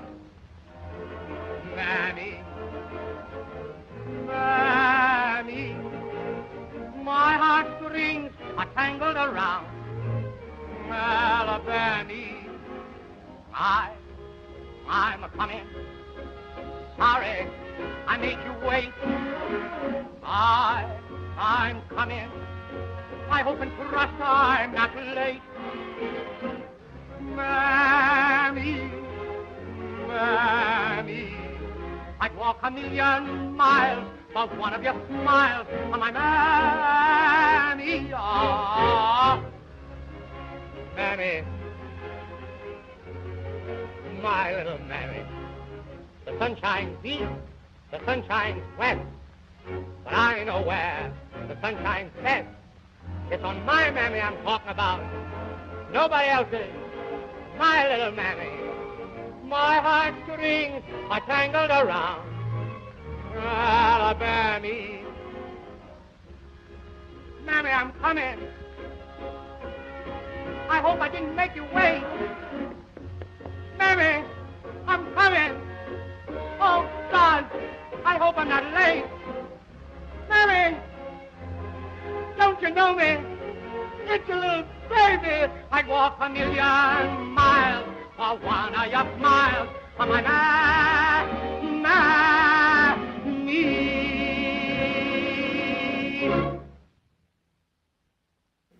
Al Jolson, Mammy. Now, somewhat controversial, I imagine. I don't think we can play that. Can we play that? Have you guys seen this movie? This is a near perfect movie here. Buster Scruggs, The Ballad of Buster Scruggs. I love that film. But I'm not sure we could play that. Oh, Al, please, no. I did a broadcast here. What? It was during the hoax. The guy in Chicago, the actor, the shit actor in Chicago who said he was attacked by 2 MAGA guys in 0 degrees in Chicago. And right, who was it? This guy with an S, the name with an S. Yeah, black astronauts in NASA. That's the one, Kazi. All right, let's just play a little bit of it. I don't want to just play stuff. We were talking about my great... okay, maybe we'll play that in a minute. It's so funny. I mean, I've seen it 2 or 3 times probably, and It's just hilarious. It's, I mean, it's kind of anti-woke. It certainly is, yeah. It doesn't hit hard. You know, there are black guys in the, you know, no black person would be offended. You know, this satire is, it's not making fun of black people. Kind of is, because the space program's a ridiculous notion. But it's really a parody of Ken Burns, weepy Ken Burns fucking style. Ken Burns, right? Oh, we'll just have, you know, we'll read the letters, right? The beautiful prose of just some fucking kid, right? Union and Confederate soldiers riding home to mama, and the always the same violin in the background. Dee, the same fiddle sound. Jesse Smollett. Yeah, good old Jesse Smollett. All right.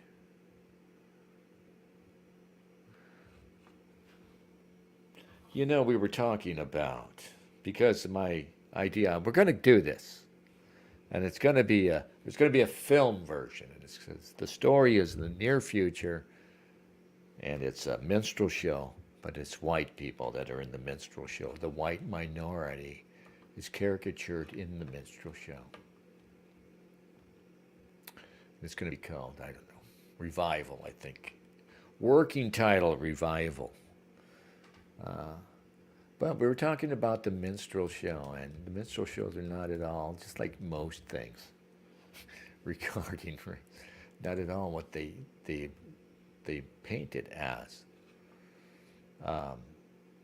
That I told you guys before, it was the early fascination with this now very destructive black culture that was killing us now. But people were fascinated with black music off the bat. They were fascinated with black people off the bat. Oh, the Jim Crow song. This is awesome. So here's the Jim Crow song. Yeah, and for my story, I've got to write a parody of the Jim Crow song. You know, I've got to give my white character a Jim Crow song. So let's watch it together. A wheel about a Jim Crow. I went down to the river. I didn't mean to stay, but there I saw so many gals I couldn't get away. Wheel about. It's the Jim Crow. You guys know the Jim Crow, the character, the original Jim Crow character that the Jim Crow laws were based on and everything, was a big, dumb, galoot, black guy who just wanted to bang all the women. You know, totally not based on reality. Turn about and do just so. Every time I wheel about a Jim Crow. See, my guy's going to have something. Give me back my clothes, please. And so it was that a young song and dance man, who was later belovedly known as Daddy Rice, was the first to bring blackface characterization to the American stage. There you go. And it was really just, like I said, it was appropriation. It was white guys ripping it off. Because, you know, that far back, there was just no way for most. But then again, there were also black minstrel shows. And every time I wheel about it. All right, Jim Crow, settle down. Settle down, or we're going to pass laws to limit you. The great Scatman Crothers, of course, started out, and he's Scatman Crothers, so he's around as late as 1980 because he's in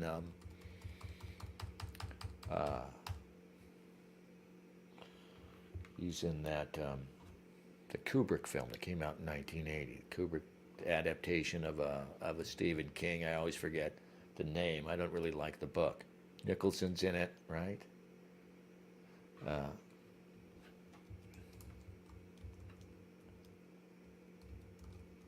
Anyway, I just hate how they lie about everything, and how people don't even understand what's happening.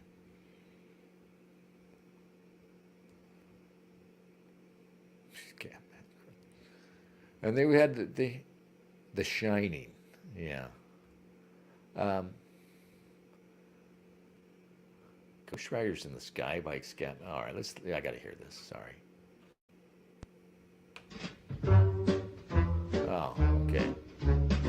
Ghost riders in the firmament. Ah, in the firmament. Don't get these guys started, Scat. bookity bookity book, book. And he's scat. Old cowpoke went riding out one dark and windy day. Up on the ridge he rested as he went along his way. And all at once Risque. a mighty herd of red-eyed cows he saw, plowing through the ragged sky and up a cloudy draw. Yippee-yi-yay! Yippee-yi-yay! Oh, yippee-yi-yay! I don't care, even if it is Black History Month. I don't give a shit. We're not going there tonight.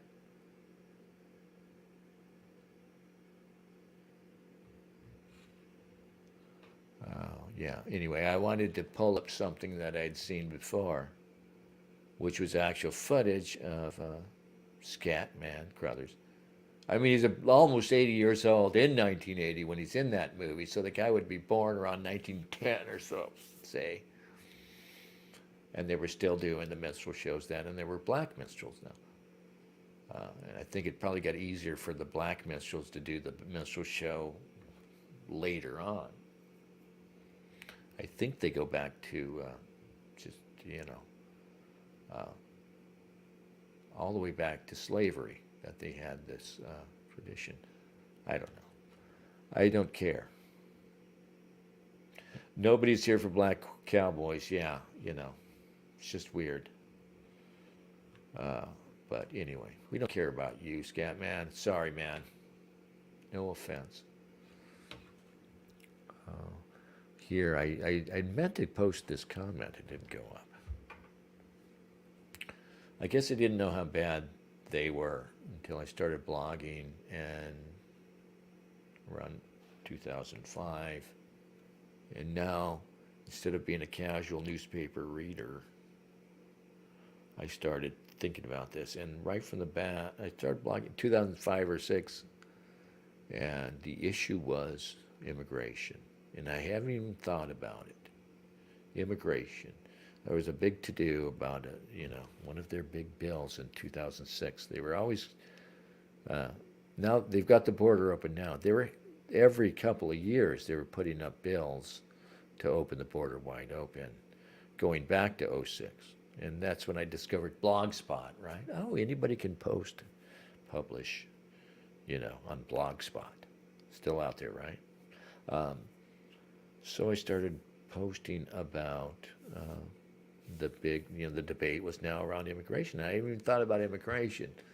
But, I knew, I'm not pro-immigration, And I wasn't even so conservative. But, and somehow getting away with my apathy, all the way into middle age. It's really kind of shameful. But once I had, thought, okay, now I'm going to think about it. I'm going to take it seriously. Because another thing, too, right up to 05 is really where things started to come apart, too. Not coincidentally, maybe.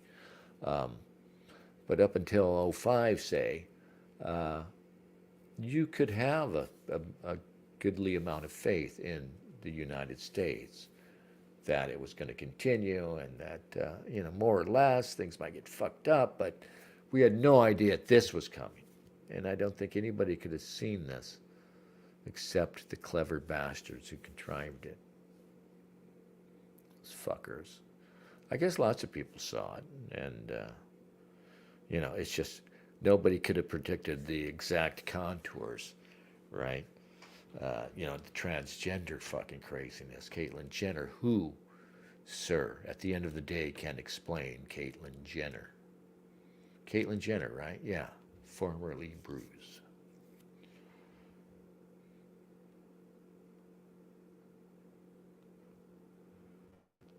Yeah.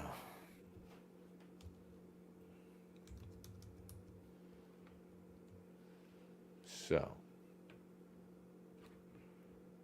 they landed, speaking of NASA, not the old Negro space program, but NASA, they landed something on the moon, right? So what happened? They landed a remote, we're back on the moon, and then the thing tipped over? Yeah. I don't know why we're back on the moon. What's up there? Why wouldn't we have just early on? Does anybody out there among you think that it was a fake, that the moon landing's fake? I think that's pretty widespread still. I refuse to believe it. You know, no, I guess there's some streak of patriot left in me. It's still not, even though I don't believe it, objectively believe it, but still it's an emotional response. It's like, I finally got around to watching that movie, Inception, is it? Matthew McConaughey, outer space and time travel and whatnot. And he's sitting down, it's the future, and he's sitting down. I love this aspect of the story. It's always good to have stuff like this in the story, right? So he's sitting down with the school people, and they're telling him, right, we all got to be fucking farmers now or whatever. And this youngish woman, bureaucrat, tells Matthew McConaughey, you know, that the moon landing was faked. And he just gives her this look like like he could smack her and says, you think we didn't land on the moon? That's the way I am. I'm still like that. I would still rather be like that. You think we didn't land on the moon? Come here. Yeah.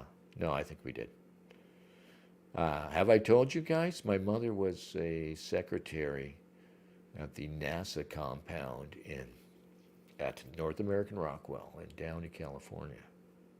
And every trip they took to the moon, they would bring all the junk back, right? Moon rocks and the burnt out capsule and all this shit back from the trip, right? It would come back to Downey, California.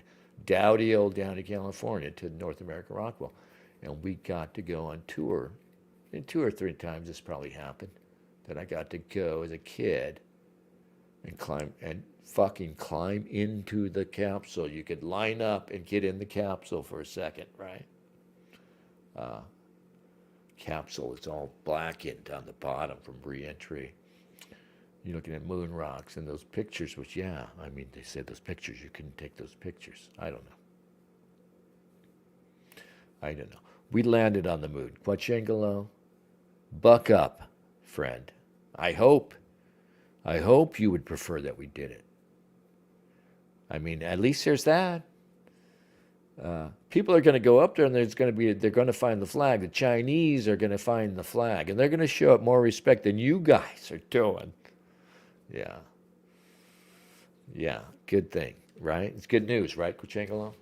It's all good news. Should we watch some old Negro space program? Still out there. Still a secret, right? You can also watch Zambia's. Do we want to do more Black History Month content? This is actual Black history. Oswald Spengler's asked, what about Kubrick's involvement? So Kubrick shot it? Can we get off Kubrick? Yeah, I'm still a fan, I guess, but Kubrick, why is Kubrick occupy the space he occupies? Why is it Kubrick? Why is Kubrick's last film a story about a young doctor who is drawn into the intrigue of the very wealthy, right? At the same time, he's going through psychological torture because his wife revealed to him that she would have left him for a handsome young stranger years before. And jealousy's tearing him apart at the same time. The whole fucking story is, you don't want to know, right?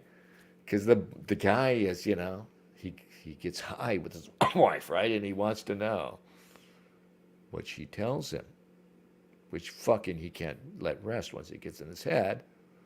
What's the story telling him? You don't want to know.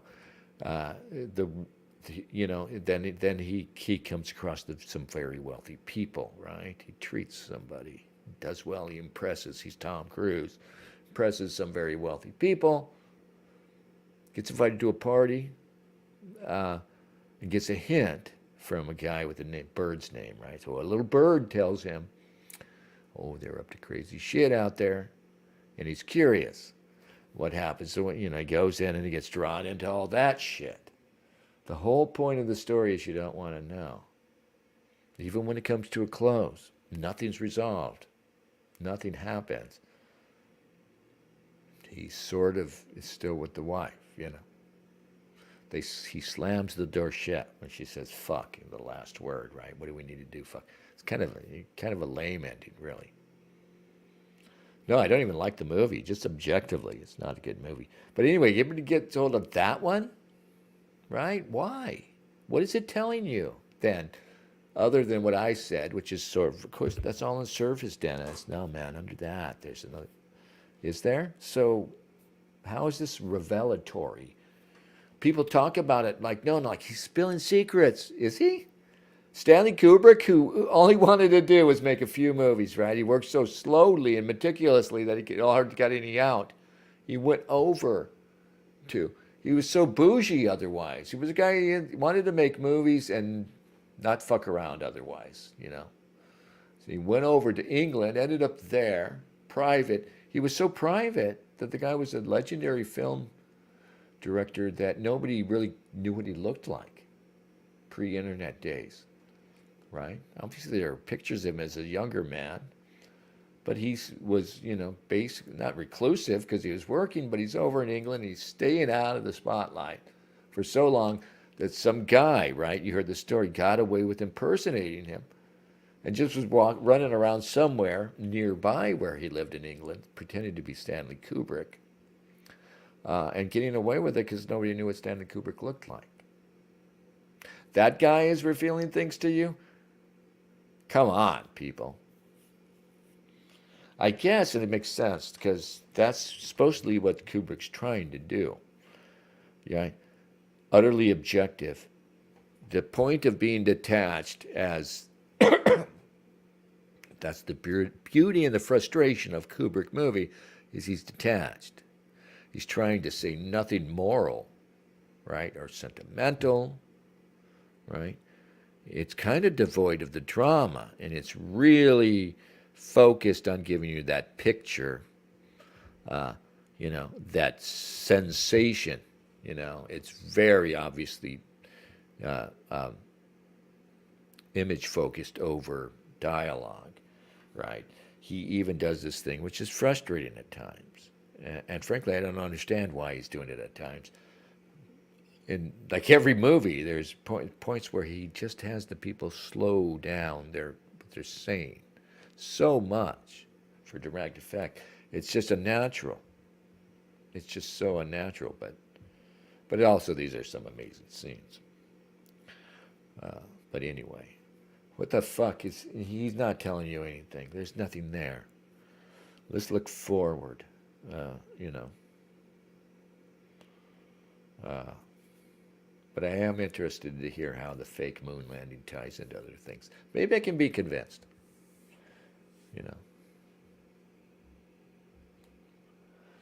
Oswald Spengler says Black History Month is frankly some eyes wide shut shit. Is it? Yeah. I don't know. It's garish. I find the lighting and colors in that Eyes Wide Shut movie garish too. People love the way it looks. And, it's all rich with all these little hints around the theme of secrecy and stuff. But anyway, I don't know. I just don't like what I don't like, and then I rationalize it. And other people did it too, but they don't want to admit it.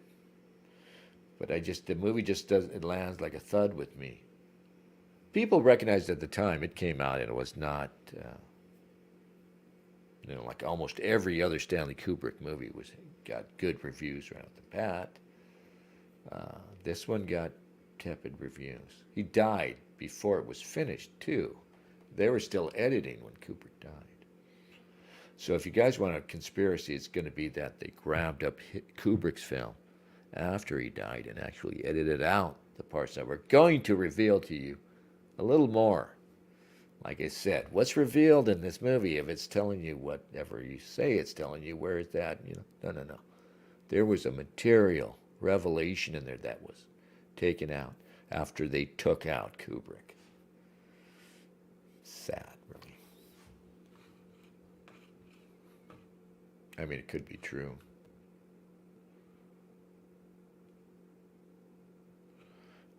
Should we do some more of this? Oh, God. Now I hear from the prosecuting attorney. That music, I just don't... All the gang on old Beale Street, each diving, gambling place. All right, no. Black History Month ends now. Well, we're going to send you off, Black History Month, and I can't wait for next Black. I really can't. I think I speak for everybody here when I say I can't wait for next Black History Month, and I've already got some great ideas about how we're going to show our support. All right, so see you then, Black America. Yeah. Oswald's right. It's some eyes wide shut shit. In that it's about delusion. It's it's our shit. There's no compare, right? There's no analogy from the great stories, really. Yeah, 1984, and of course Brave New World, and maybe one other one that were really insightful and prophetic, really, about certain aspects. I didn't know 1984 so much as he was really critiquing, what was going on right there with socialism, obviously, at the time. But Brave New World kind of foresaw, that we would all be just fucking doped out and amused to death. But did anybody see the ethnic element? Did anybody see the madness? Nobody saw the extent. I mean, they go read Brave New World now. It's ridiculous.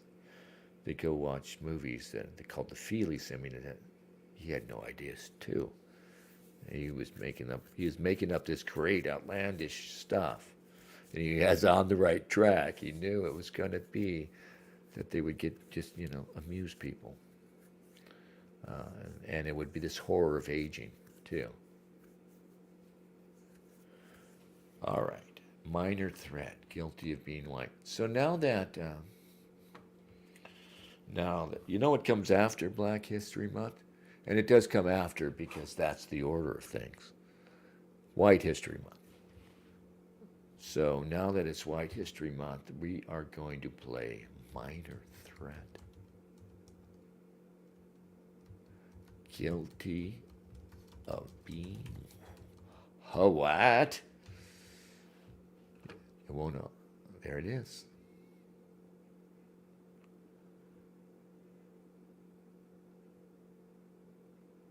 Yeah, I don't know. I'm looking at these lyrics. I don't know if I want to hear this, but yeah, all right. Let's just play it. It looks like we got a live performance of it here. All right. Minor Threat, Guilty of Being White, live, Rollerworks, 1983.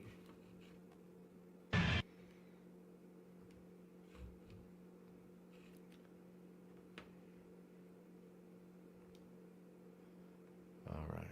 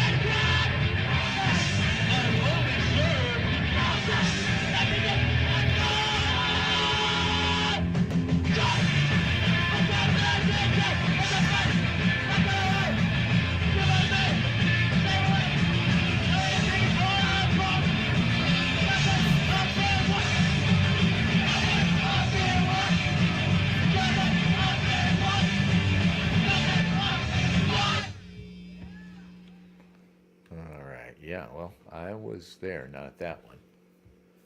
Yeah, that is. I want to see the lyrics. All right, let's play the lyric. It's only a couple minutes long.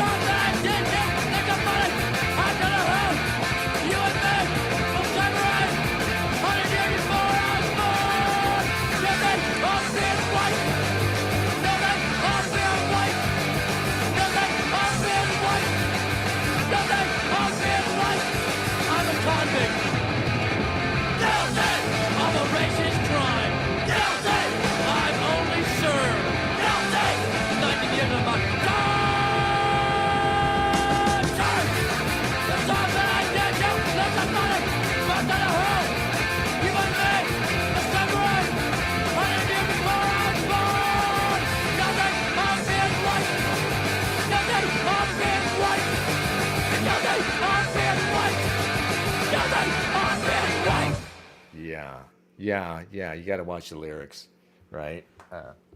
That's pretty awesome.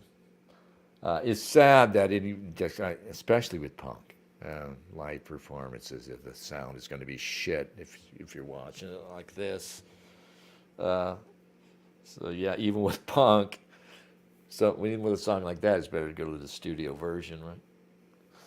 Yeah, I love that. That's awesome.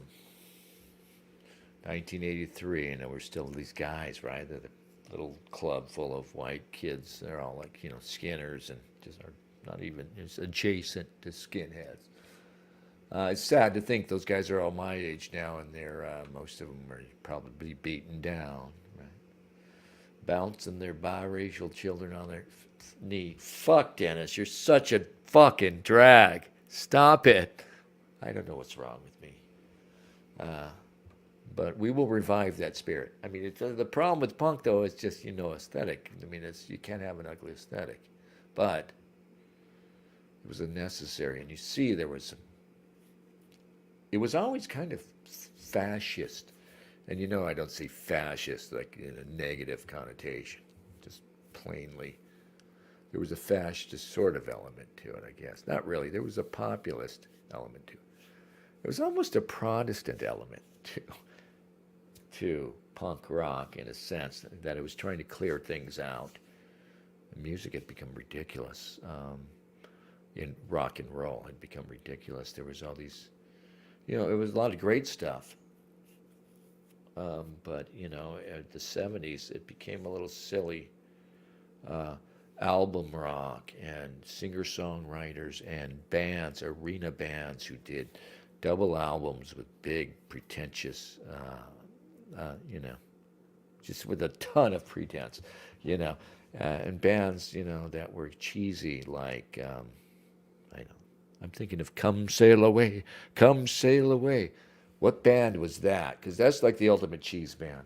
But there was that, a lot of bands I would like, but it was the excess, right? It was like, I'm trying to think of the analog in visual art. It was this late decadent era sort of excess where people are out of control. Rick Wakeman was doing shows on ice and shit.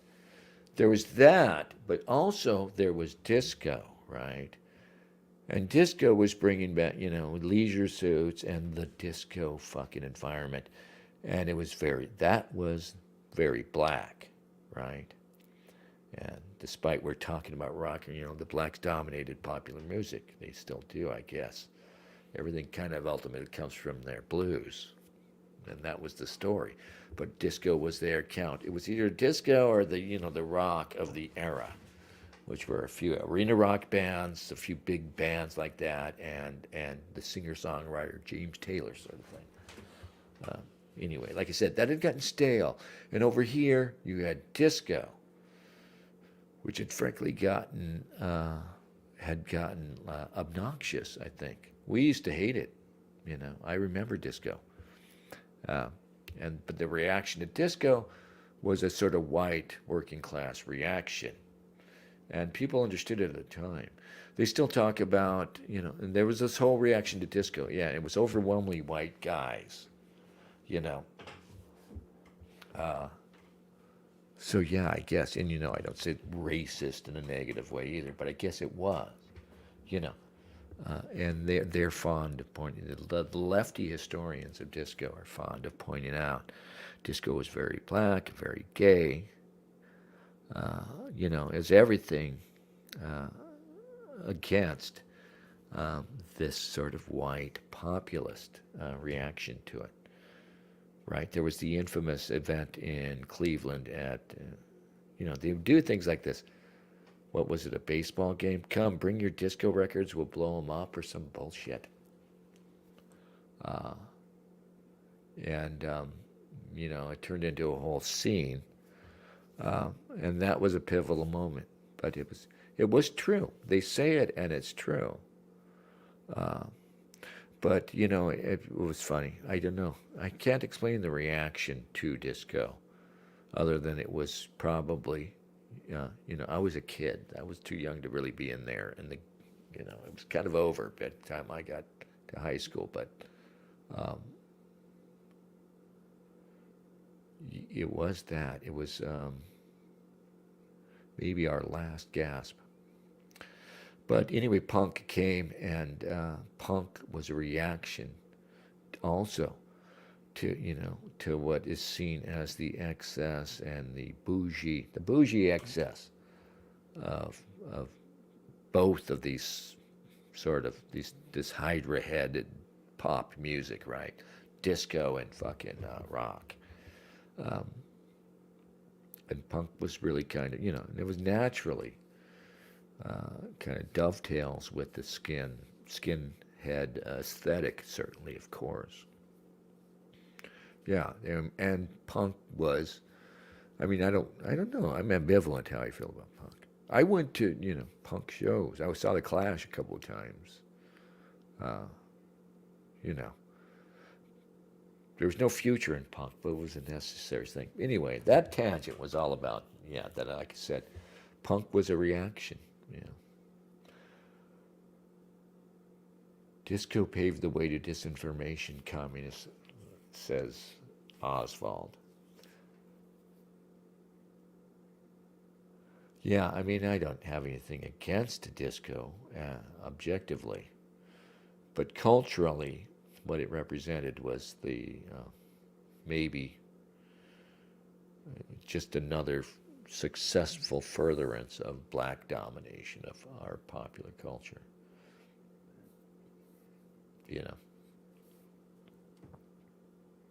Because now it's just all hip-hop, and it's just sad. Oswald says West Coast punk is an oxymoron. Well, I always liked the kind of punk stuff from the West Coast, right? Like, what's the band? Steve Ness,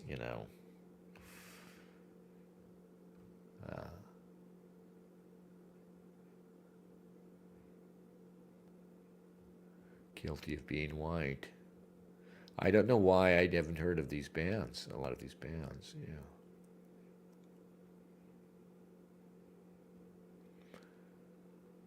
Oh, what's this dude? Who's Adam Neely? No, I don't think Adam Neely is a racist. But according to critical race theory, he has been spending his entire career promulgating a white supremacist agenda. So I think that ought to count. Shut the fuck up. I don't know. Should I try and do that? Should I try and have a... Oh, I gotta hear this. Sorry.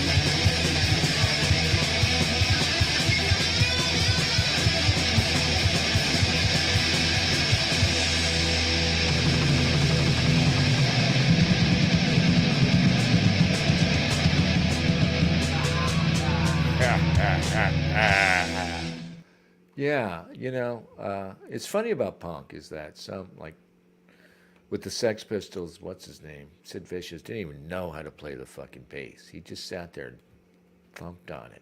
They might not even have plugged the damn thing in, right? Even though the guitarist was a real guitarist and maybe the drummer too, but there was like no musicianship. But then some of it's really tight, like you hear this. Like I saw a local Portland punk band, and they're still out. These guys are like middle-aged, right? They've been in Portland probably forever playing punk. It's a couple of years ago. At where was it? At the Irish pub downtown, which is in the middle of crap now. And they were really tight, yeah, and they were really, it's just really fast, tight, fun, really. It's fun life, Maybe it's not so much fun. I never found myself listening to a lot of punk, like in the car and stuff. Though I played the hell out of the Sex Pistols, the original Sex Pistols record. I still love that. Like I said, it was crazy because I was a kid, but I could see the musicianship was fucking awful.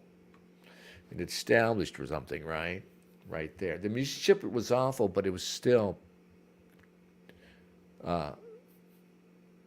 I still loved it. It was still so new and fresh and affecting because of the punk attitude that you didn't care. And maybe as a young person, you vaguely realized you were looking down the barrel of an artistic dichotomy that's always there, right? Of the debate that's always there. That the punk movement was like, punk's declaration was that music had become soulless. There was no meaning to disco. It was just that stupid fucking beat, thumpa, thumpa, thumpa, thumpa, and, literally no meaning to it. Any song would just have to be a song about disco. And likewise, like I was talking about the pretentious album rock and shit of the time. Not a fair characterization, right? Like I said, a lot of great music. But anyway, it had gotten old. And punk was raw and didn't give a fuck about playing it perfectly,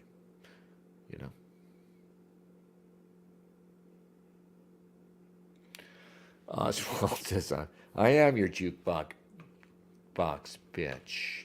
Did you mention GBAs? I just happened to see that one up there. There's another band that's new to me. Okay, here's an interview about the song, Minor Threat song, Guilty of Being White. My lyrics. But I know that when I wrote, I stand behind all my lyrics. But I know that when I wrote Guilty of Being White, I grew up in Washington, D.C., which is a black majority city. And I went to the public schools here. And I know that when I wrote that song, I was writing an anti-racist song. Because I was singing a song about being in a minority. In my junior high school, I was one of 10% white kids. In my senior high school, I was one of 25% white kids. And I know that when I wrote that song, I was saying, I'm only guilty of being white. Don't judge me for the color of my skin. It's anti-racist, so clear. How could I know that some nationalist Nazi guy in Poland would listen to that song 15 years later and then say to me it is so good you speak for the white man?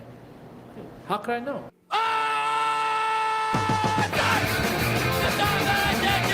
All right, no, we heard it twice. Yeah, I still like it.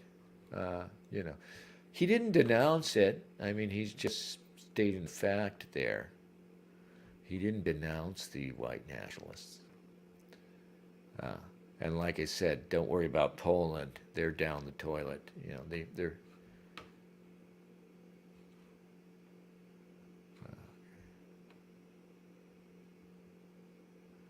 Quachangelo says the best U.S.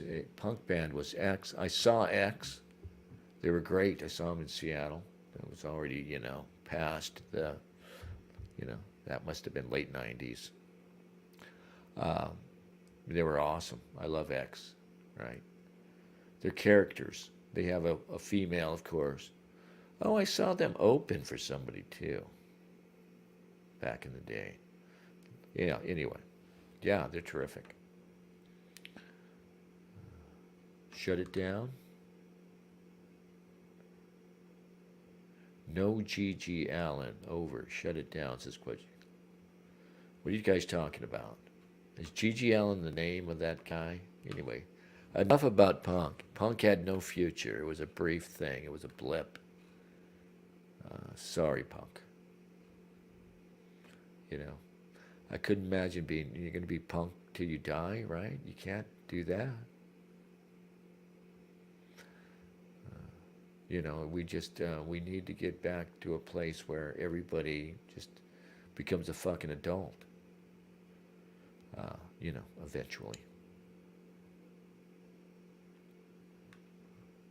Billy Zoom, yeah. And he just stands there and smiles, you know. And he'd come out with a camera and he'd take our picture. So some little club in Seattle. Yeah, X was great. All right. I don't have anything else. It's actually late for me because I'm old and it's, you know, it's been a long, hard day of not doing anything. You know the toll that takes on you, not doing things. Request both band file. Yeah, okay. I won't attempt the pronunciation, but I can certainly transcribe that.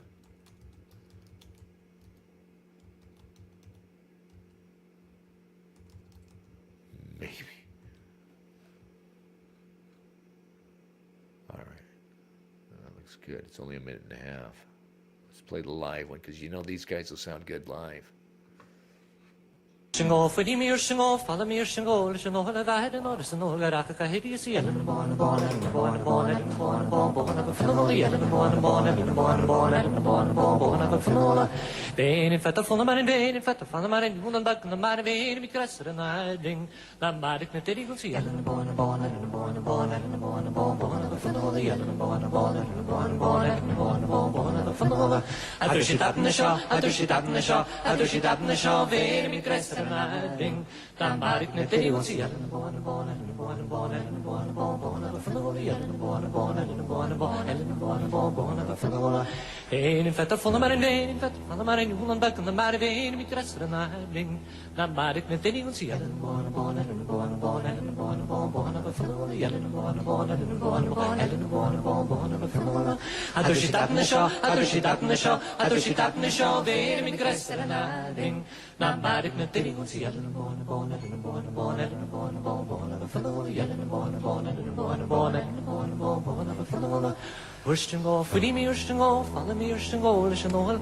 I've had him notice and all Garaka Hidi, see it in the born, and the born, and the born, of a family, and the born, and the born, of a family.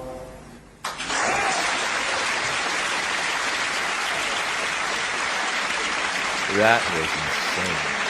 That's so amazing.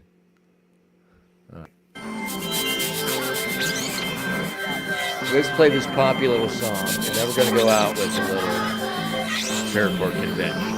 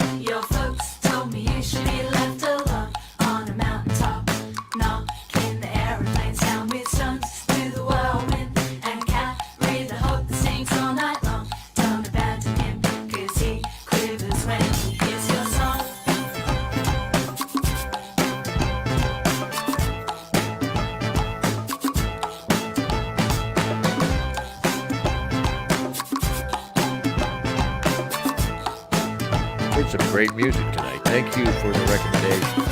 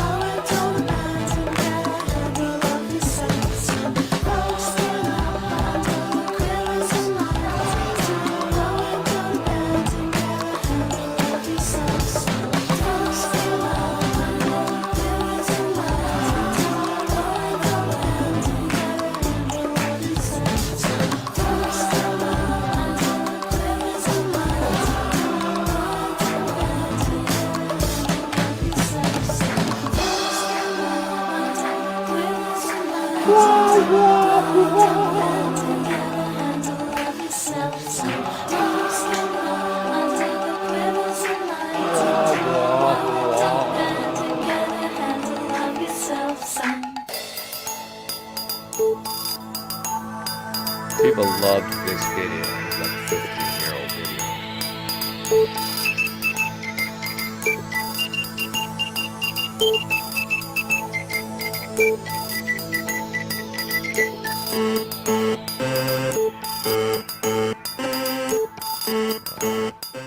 Enough. We heard it. We liked it. Now, why is it doing that when I'm supposed to be? All right, let's share this tab. Fairport Convention. Can I play what's probably the most familiar Fairport Convention song, I think.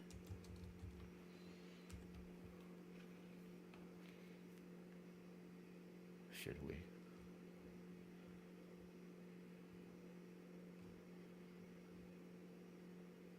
I want to play the original. Do I play the one with Sandy Denny? I really want to play the original. All right, I'll play this one. Who knows where the time goes, huh, guys? It went, it's gone. Let's see it out. Good night, everybody.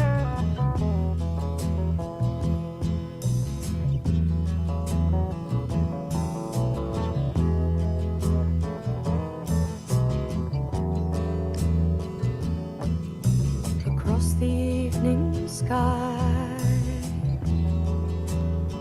all the birds are leaving,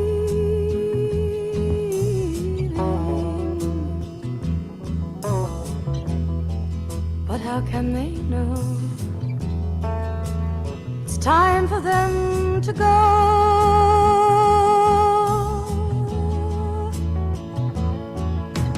Before the winter fire,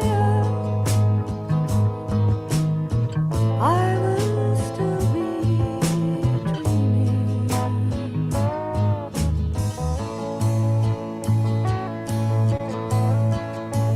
I have no thought of time,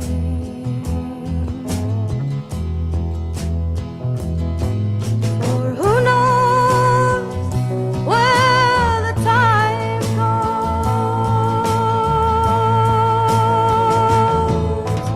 Who knows where the time goes?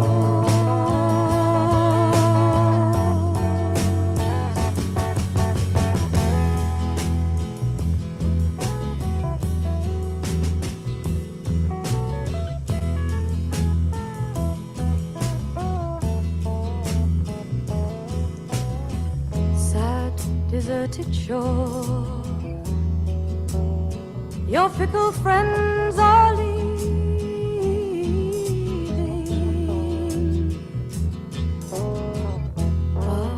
But then you know it's time for them to go.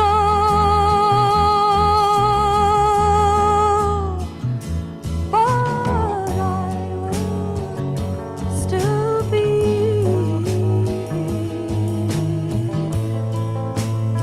I have no thought of leaving.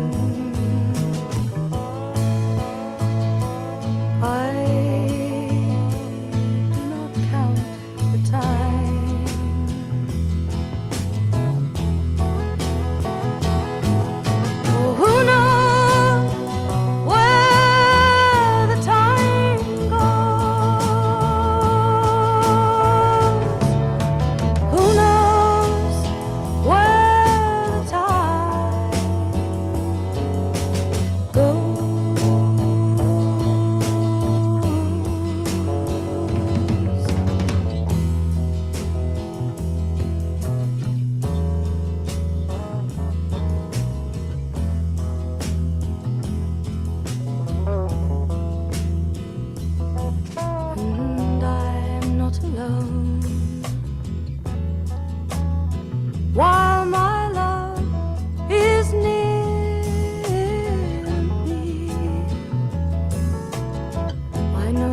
me so. Until it's time to go.